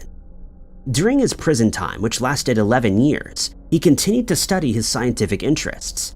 This is where his ideas on time energy and non-equilibrium thermodynamics emerged. Nikolai went back to the Pokholo Observatory, where he continued to research the stars in 1947. Soon, he began to conduct various experiments on the effect which time energy had on physical phenomena, such as weight, electric resistance, polarization of light, pendulum motion, and nuclear decay. These experiments resulted in the detection of a new energy that radiated from the stars. He called this energy time energy or torsion fields. Nikolai believed that this type of energy is related to the way that time flows. He also expressed that it had the ability to make or destroy matter and even gravity. The scientist made use of instruments designed to manipulate this energy. These included coils, gyroscopes, pyramids, crystals, and mirrors. The mirrors he created would soon become known as the Kozyrev mirrors. This design allowed the viewer to see both their past as well as their future. It was made originally from aluminum and was shaped as a cylindrical spiral that rotated 1.5 degrees clockwise.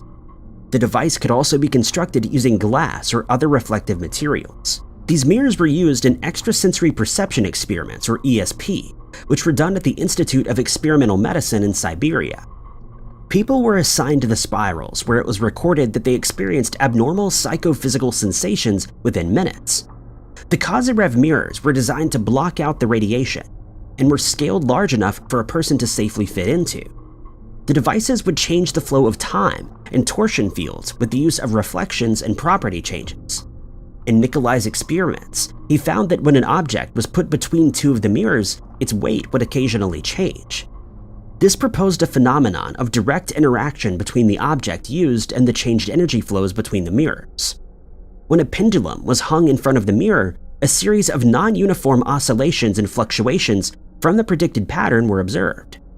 This suggested that a disruption in the relationship between both gravity and time would occur. The human subjects that were assigned to the spirals had reportedly traveled to a different time and universe, interacted with non-human beings, and also saw the physical manifestations of certain symbols and objects. They also experienced a sense of creativity and vitality. With the use of Kyrian photography, the auras of the individuals seemed to display more coherently and radiantly, as opposed to when they initially stepped into the spirals. Nikolai had experimented on other living things as well, such as plants and animals. He discovered that when an organism was put before the mirror, a series of changes would occur.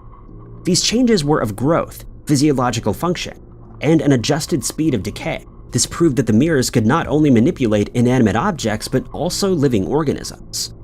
Through these many experiments, it was determined that time could be disrupted, essentially causing a time travel effect. The effects on the objects, organisms, and humans were not the only strange thing that these mirrors produced. After the initial experiments, more scientists looked into the subject. Two Russian scientists, Dr. Trovimov and Dr. Kaznichi, conducted experiments of their own in a village above the Arctic Circle. They used the same methods as Nikolai had, and their goal was to intensify human superperception. They built the same aluminum spiral as the first scientist had. The moment the devices were made, strange phenomenon began to happen, just as they had with Nikolai. The people in the laboratory witnessed balls of light floating around which would disappear at random. The villagers reported seeing disc-shaped lights which would hover above them. The northern lights became so vivid that they began to take solid shapes. The experiments took some time to begin since the volunteers kept feeling a sense of dread when nearing the device. They were eventually persuaded to enter the spirals, and when the first person sat down inside of it, an energy flash exploded into the lab. They found that the device did work, but it did a lot more than they expected. The subjects experienced an enhanced state of psychic ability. They were able to see any place in the world, and after a short time, they could even see these places in a different time. During one of the experiments, the scientist asked the subject to stare at the mirror wall and try to picture the symbols that he had studied. The subject was unable to focus on the task and began to experience an overwhelming sense of fear that told him to leave the device. The man felt dizzy and nauseated and sick everywhere in his body.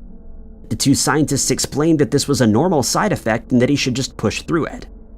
Other experiments had been going on in Russia as well, and the subjects from those sites expressed that they had similar experiences to that of the man.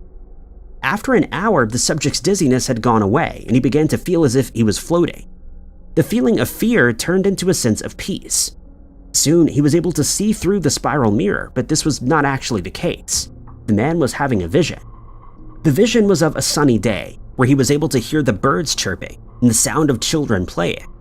Then he was able to effortlessly go through the walls of the device and into the vision that he was experiencing. Now, inside the dreamlike vision, he found himself floating along behind a child. He looked around in an attempt to figure out where he was, but the edges of his vision were blurred. The subject took note of the boy's clothing and shoes and began to feel overwhelmingly nostalgic. He claimed that the boy turned around and recognized him as himself when he was 5 years old. After this realization, he was able to determine that he was actually a few blocks away from the house that he grew up in. After taking in his surroundings, the subject then realized that the boy had been watching him. But this would not be possible, since the time that he had stepped into was 30 years prior. The boy then spoke the alarming words, "Who are you?" And just like that, the portal was closed and the man was back in the spiral mirror. Similar experiences were noted in other experiments as well. It appeared that Nikolai had invented some sort of time-traveling device, which would also have allowed people to venture into unknown universes, such as the ones with alien beings that one subject reported interacting with. So far, these experiments have proved that time travel does exist. It has also opened the door to more worlds and universes. It may even hold the key to interacting or communicating with extraterrestrials. 19-year-old Elizabeth Iris Prescott was described as a sweet and good-natured young woman. Shortly after graduation, Elizabeth married and began to plan her new life with her new husband.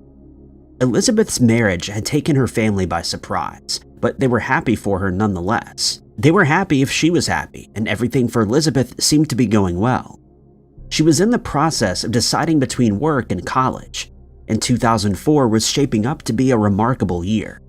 That was until April of 2004, when Elizabeth disappeared from her new home without a trace. Born on October 5, 1984, Elizabeth was raised by her father, Vincent, and her mother, Donna, in Panama City, Florida. As Elizabeth grew, she took to the nickname Beth, which stuck for the rest of her life. She was described as a kind and caring young woman who would help anyone in need.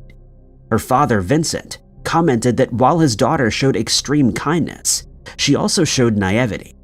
He told the Panama City Herald that if offered a ride, Beth was the kind of person who would accept it.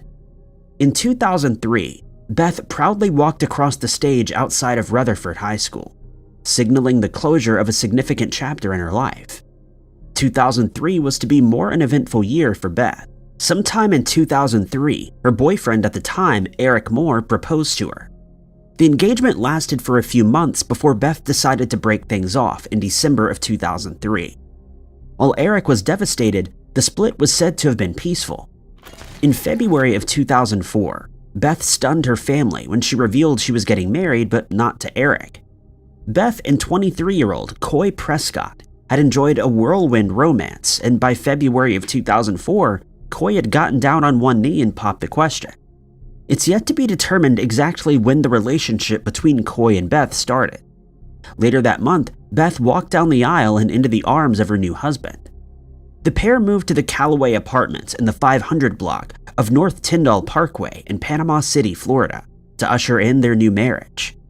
Amenities such as supermarkets and pharmacies were just a stone's throw away, and it was close enough for the pair to get to work. For 2 months, the couple lived in wedded bliss. Coy would return home each evening to his wife, and the pair would make dinner and watch TV. Everything for the Prescotts seemed perfect.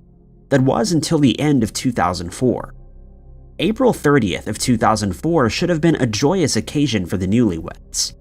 April 30th was Coy's birthday, and the pair had spent the previous evening trawling the aisles of Walmart to get ingredients for a birthday dinner.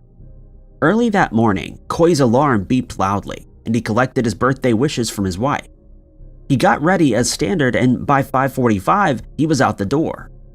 Coy told Beth he would call her later that day to finalize their plans for the evening, but Beth never answered the call. Coy left a message on the answering machine and hoped to hear from his wife later. At around 4 p.m., Coy returned from work to find an empty house. He called out to Beth, but there was no answer.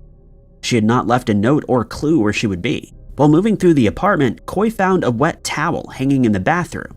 and noticed that $50 was missing. Koy would later confirm that he left not one but 2 voicemails on the home phone that morning. Sources differ, with some stating the first message had been picked up by Beth, with others saying neither message had been picked up. Koy spent the remainder of his birthday alone, wondering what had happened to his wife. The following morning, when Beth still hadn't returned home, Vincent and Donna received a call from a panicked Koy. The trio agreed to report her missing, and a call was placed to the Bay County Sheriff's Office. The Bay Sheriff's Office arrived at the apartment in due time and began their search for Beth.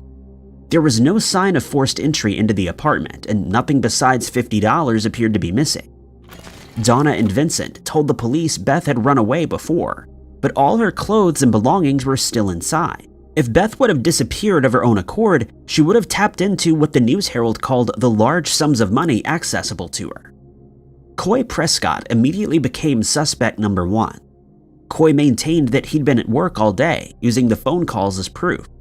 To this day, Koy has never been officially ruled out as a suspect in Beth's disappearance. Naturally, the next suspect was her ex-boyfriend Eric Moore, with whom she'd broken off an engagement less than 5 months earlier. Eric was cooperative with the police and voluntarily submitted to a polygraph test. He also told investigators that he and Beth had continued their relationship long after their engagement had been called off. Beth had continued to see Eric, despite being married to Koy. Investigators were now posed with several possibilities. Had Eric taken action after feeling slighted by Beth? Or had Koy discovered their secret affair and taken action himself? Through the use of meticulously kept records, investigators discovered a vital clue. On April 30th, Beth had met with Eric to return her engagement ring. While Eric has never fully been cleared as a suspect, investigators believe this detail is merely coincidental. When Beth had run away in the past, she had always contacted someone in the family, but this time was different. The Bay County Sheriff's Office brought in a canine unit to aid in their search, but the dogs couldn't find anything useful. Ponds close to the Callaway apartments where Beth had resided were dragged and searched, but to this day, not a single shred of evidence has ever been found. Unfortunately, the possibility of finding physical evidence in and around the Callaway apartments is 1,000,000,000 to 1. In 2018, the apartments and much of the area were destroyed by Hurricane Michael, which caused over $25 billion in damages. Weeks after Beth disappeared, the search petered out, and media interest waned. Years later, Beth's case made the news once again, when the Bay County Sheriff's Office announced they'd uncovered a new suspect in her case, career criminal Ivan Ferrer Perdomo. While imprisoned on unrelated charges, Ivan had bragged to fellow inmates that he had taken Beth's life that April afternoon. According to Ivan, Beth arrived at his 23rd Street home looking to buy substances. He gave no motivation for the crime and has since refused to cooperate. There's no hard evidence linking Ivan to Beth's disappearance. Anyone with information is asked to contact Lieutenant Jeremy Mathis of the Bay County Sheriff's Office at 850-747-4700, quoting case number 2004-055-241. 19-year-old Melissa Witt was described as kind and warm by those who knew her best.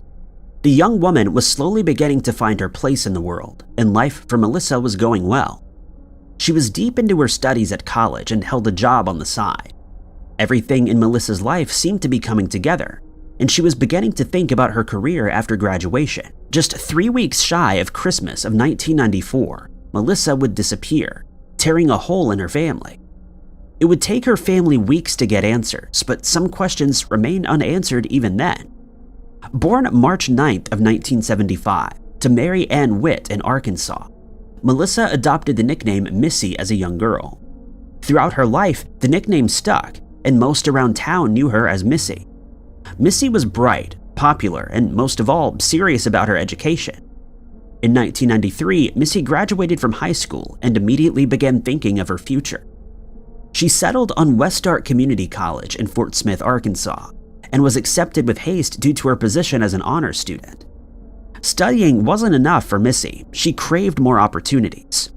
Shortly after enrolling at community college, she worked part-time as a dental assistant. She hoped to gain real-world experience and considered this a career path once she'd finished college. All was going well for Missy. She was achieving good grades and was progressing well as a dental assistant. She was well liked by those that she worked with and had a good reputation with her professors. December 1st, 1994, the buzz of excitement filled the air of Fort Smith, Arkansas, and the Witt household was no exception. Missy and her mother, Mary Ann, had been exceptionally close all of their lives, and throughout contemporary news articles, there's only ever mention of her mother. Missy and Mary Ann spent the morning together, laying out their plans for the day. Before leaving to attend class, Missy asked her mother if she could borrow some money, to which Mary Ann said no. This triggered an argument between the otherwise close mother-daughter duo. Missy left in a huff, jumping in her 1995 Mitsubishi Mirage and driving off. After reflecting on the incident, Mary Ann felt terrible and left a note for Missy, telling her to meet at the local bowling alley later that night, where she would buy her daughter a burger. Mary Ann left her Fort Smith home, not knowing this would be the last time she would ever see her daughter alive. Later that afternoon, Missy left class and headed to her job as a dental assistant, finishing at around 5 p.m. To add to Missy's bad mood, she discovered that her car wouldn't start, something her mother and investigators had flagged as the first sign of trouble. According to reports, a good Samaritan helped Missy jumpstart her car, and by around 5:45 p.m., she returned home. She's presumed to have changed clothes, looked at her mother's note, and set off towards the bowling alley. Mary Ann awaited patiently inside Bowling World for her daughter, but as the hours ticked away, she felt something was off. She presumed Missy had seen the note and continued to wait for her daughter. At 7:45 p.m., a man in the parking lot of the bowling alley found Missy's car keys on the ground, covered in red specks. It appears the man did not see or ignored the red specks on the keys and handed them to the front desk of the bowling alley. After waiting for her daughter for several hours, Mary Ann headed home, filled with anger and concern. A restless night lay ahead for Mary Ann as Missy had also failed to show up at their home. Later that morning, Mary Ann reported to the Fort Smith Police Department, and the search for Missy began. An examination of the college's campus and Missy's workplace were undertaken, but nobody had seen her after she left the previous evening at around 5 p.m. Missy's disappearance quickly spread amongst the Fort Smith community, and days after she was last seen, the first of many clues were discovered. Missy's 1995 Mitsubishi Mirage was found near the bowling alley. By the side of her car, investigators found a gold hoop earring, a crushed hair clip, and a streak of red that ended abruptly. Investigators postulated that while Missy had fought with her attacker, they had quickly subdued her by hitting her in the head. The evidence found at the scene deeply disturbed investigators and Mary Ann, and hope for Missy quickly faded. Christmas of 1994 came and went without Missy, leaving a large hole in her family. Everyone in Fort Smith banded together to help Missy's family and the Fort Smith Police Department. Supermarkets placed up posters and signs with local businesses following suit. The Fort Smith police knew Missy had been abducted, most likely by a stranger prowling the bowling alley's car park for a victim. Several witnesses came forward, claiming to have heard a woman shouting for help the night that Missy disappeared, but when they reached the parking lot, the woman was gone. January of 1995 would usher in a crushing blow for the Witts. On January 13th, two trappers looking for deer near Turner Bend in the Ozark National Forest found Missy's body. She was lying face down near a pile of stones. Forensic investigators believe animal activity had moved her body from its final resting place and much of it had decomposed. A few short hours later, the body was confirmed as belonging to Missy. While Missy's body had been found, investigators still had burning questions. Outrage filled the city of Fort Smith. Who could kidnap a 19-year-old college student and dump her over 50 miles away? Despite the outrage, Missy's case quickly went cold, as there were few leads and clues to work with. Investigators began to consider the possibility that someone had manufactured Missy's battery problems. Had they been following her all evening, waiting for the perfect time to strike? And if so, who were they? In 1998, the Fort Smith police perked up when they heard the case of Melissa Trotter. Melissa's life had been taken in December of 1998 in Conroe, Texas, by Larry Swearingen. Like Missy, Melissa was 19 years old and had been kidnapped from a parking lot before being dumped in a national forest 50 miles away. The coincidences were too stark for investigators to ignore, and he seemed to be the perfect suspect. Everything in the two cases aligned perfectly, but Swearingen professed his innocence. Larry Swearingen met his end via lethal injection in 2019, maintaining his innocence until the end. LaDonna Humphrey, author and private investigator who grew up close to Fort Smith and shared mutual friends with Missy, had taken a keen interest in her case. LaDonna has written 2 books and produced a documentary about Missy's case, and she's confident the police are close to getting this case solved. Anyone with information on Missy's case is asked to contact the dedicated hotline at 800-440-1992. 63-year-old Pauline Diaz was described as a gentle and loving woman. Pauline was a devoted mother, grandmother, and great-grandmother who was willing to do anything for her family. Her generous heart extended beyond her family too, and in every role she worked, Pauline radiated love. Just a few short years from retirement, Pauline was saving up so she could spoil not only herself but her family in her golden years. Unfortunately, Pauline's family were robbed of these years when she disappeared one December afternoon. Pauline Diaz had carved out a wonderful life for herself in San Antonio, Texas. She'd been working at the H-E-B supermarket for several years by 2010 and had risen through the ranks. Starting as a greeter, she eventually moved to the bakery, where she would sneak warm tortillas to passing children. By all accounts, Pauline's life was perfect, but there was one thing bothering her. By 2010, the relationship between her and her husband, Pedro Ruiz, was growing frosty. Pauline had asked for divorce, but according to her daughter, Juanita, Pedro refused. She told Fox 26 Houston that not only had Pedro refused the divorce, but that his violent and aggressive behavior had escalated. After being denied a divorce, Pauline moved out of the home, but this didn't deter Pedro. He began calling her multiple times a day and took to stalking her. On several occasions, he had to be physically removed from the supermarket where Pauline worked, as he tried to speak to her and intimidate her. Juanita alleges Pedro followed her mother everywhere she went and even took to calling Pauline's children. Pauline didn't waver in her decision and continued to push for divorce. This bizarre behavior came to a head on December 7th, 2010. December 7th was set to be an ordinary day for Pauline. She donned her distinctive H-E-B uniform and left for work bright and early. At around 2 p.m., Pauline clocked out and headed out of the store, located off of Southeast Military Drive and Goliad Road. CCTV footage captured Pauline talking to an unknown woman as she got into her white Toyota Tacoma. This was the last confirmed sighting of Pauline. When she failed to make contact with her family, they reported her missing to the police. Given Ruiz's behavior in the lead up to her disappearance, investigators mobilized immediately. Hours later, investigators uncovered the CCTV footage showing Pauline's last moments, and they were desperate to talk to the woman in the footage. A group of investigators were dispatched to interview Pauline's friends and family, and that's when Pedro Ruiz made his statement. According to Ruiz, he saw Pauline shortly after she left for work on December 7th. She had stopped by to borrow a lawnmower. The two shared minimal conversation and then Pauline went on her way.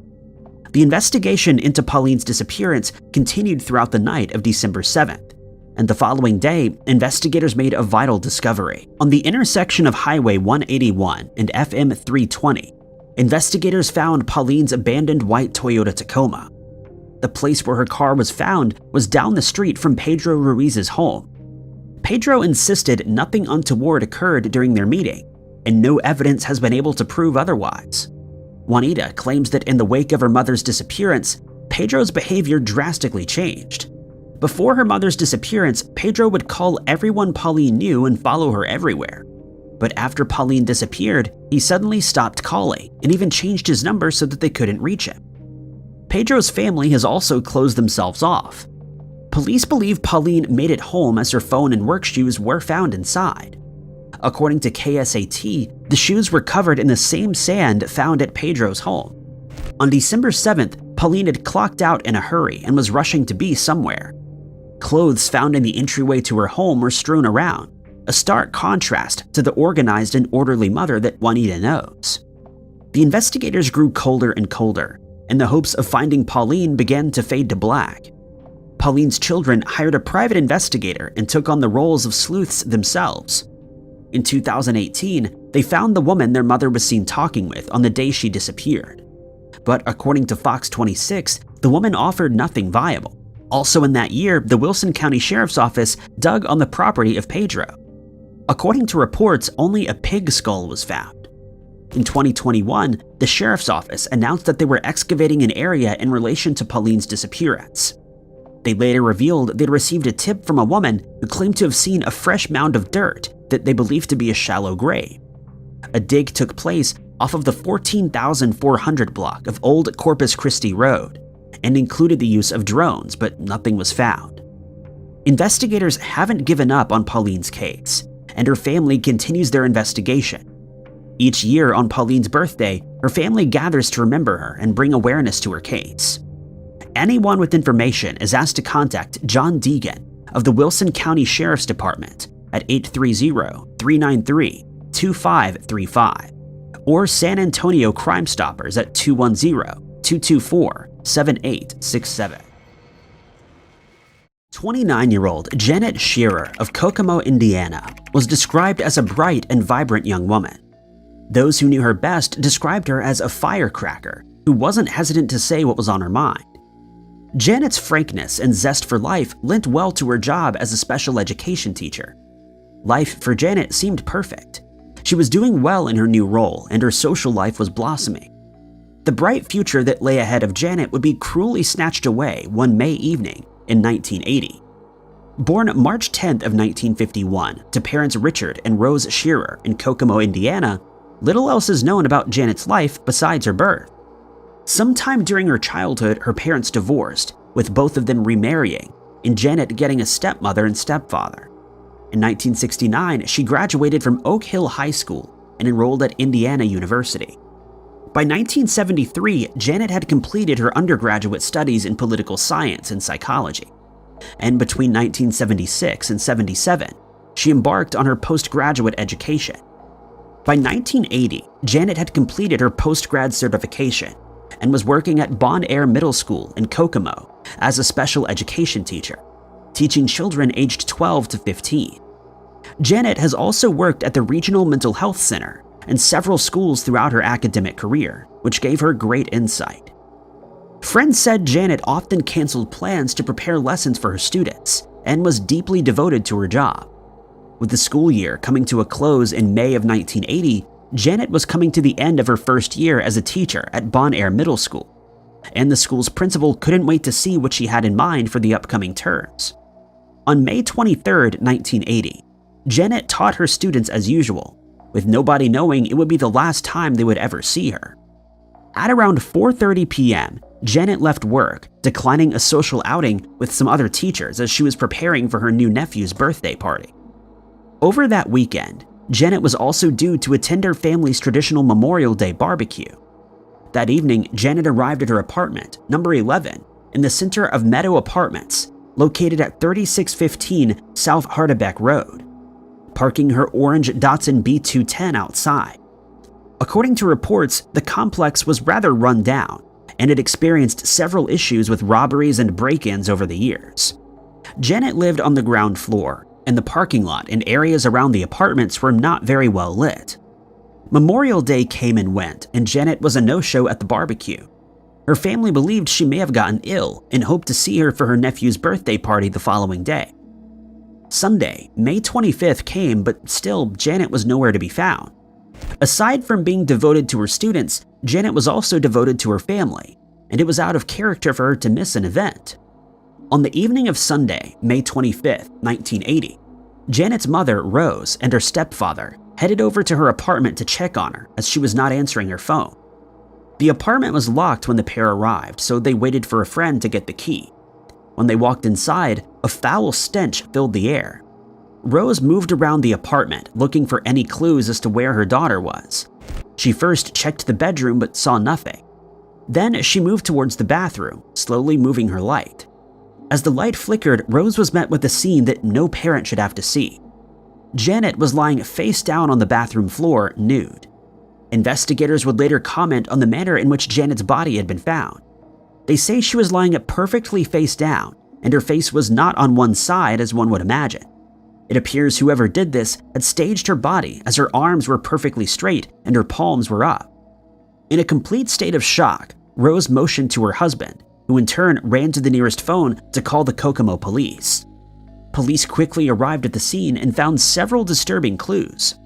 The lights of Janet's apartment had not been working, hence why Rose and the other two men were using lights. Janet's phone had been moved from its usual spot, which made it inaccessible from the bathroom and bedroom. Janet's body was littered with puncture wounds, and the blade used to carry out the attack was placed neatly beside her.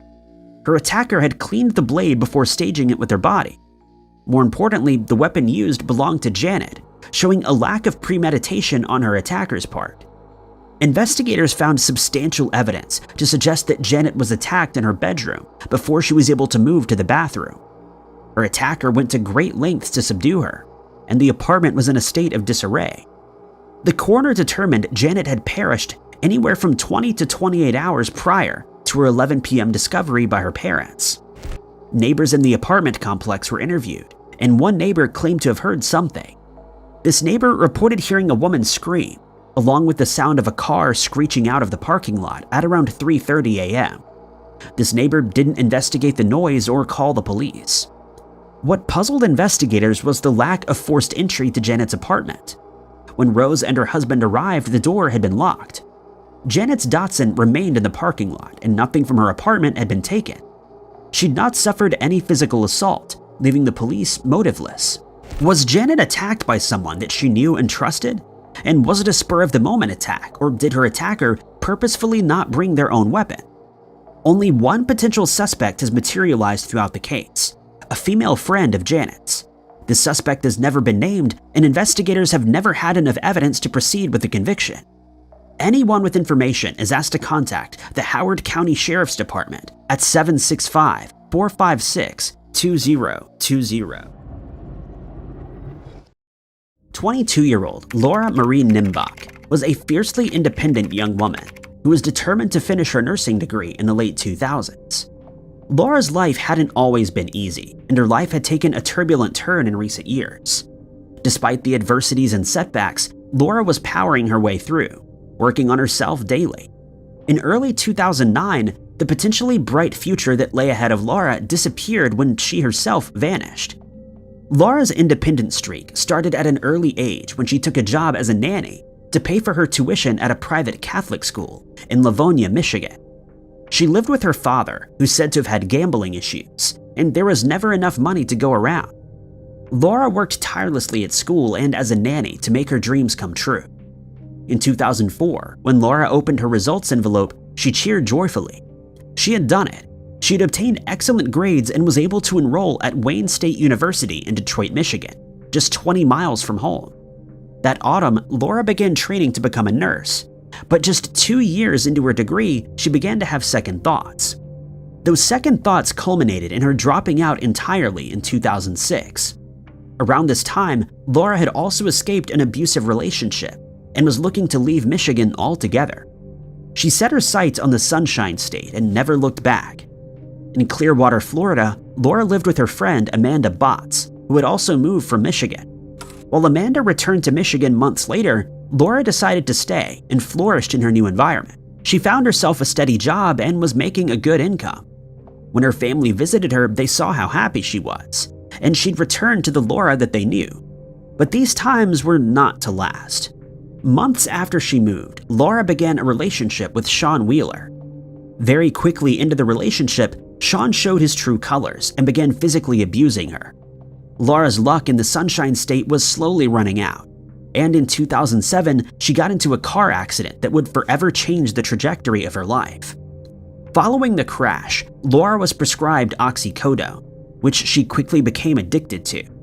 Laura's life slowly spun out of control, and at some point in 2008, Sean was arrested for dragging her across the floor by her hair and throwing her onto the pavement.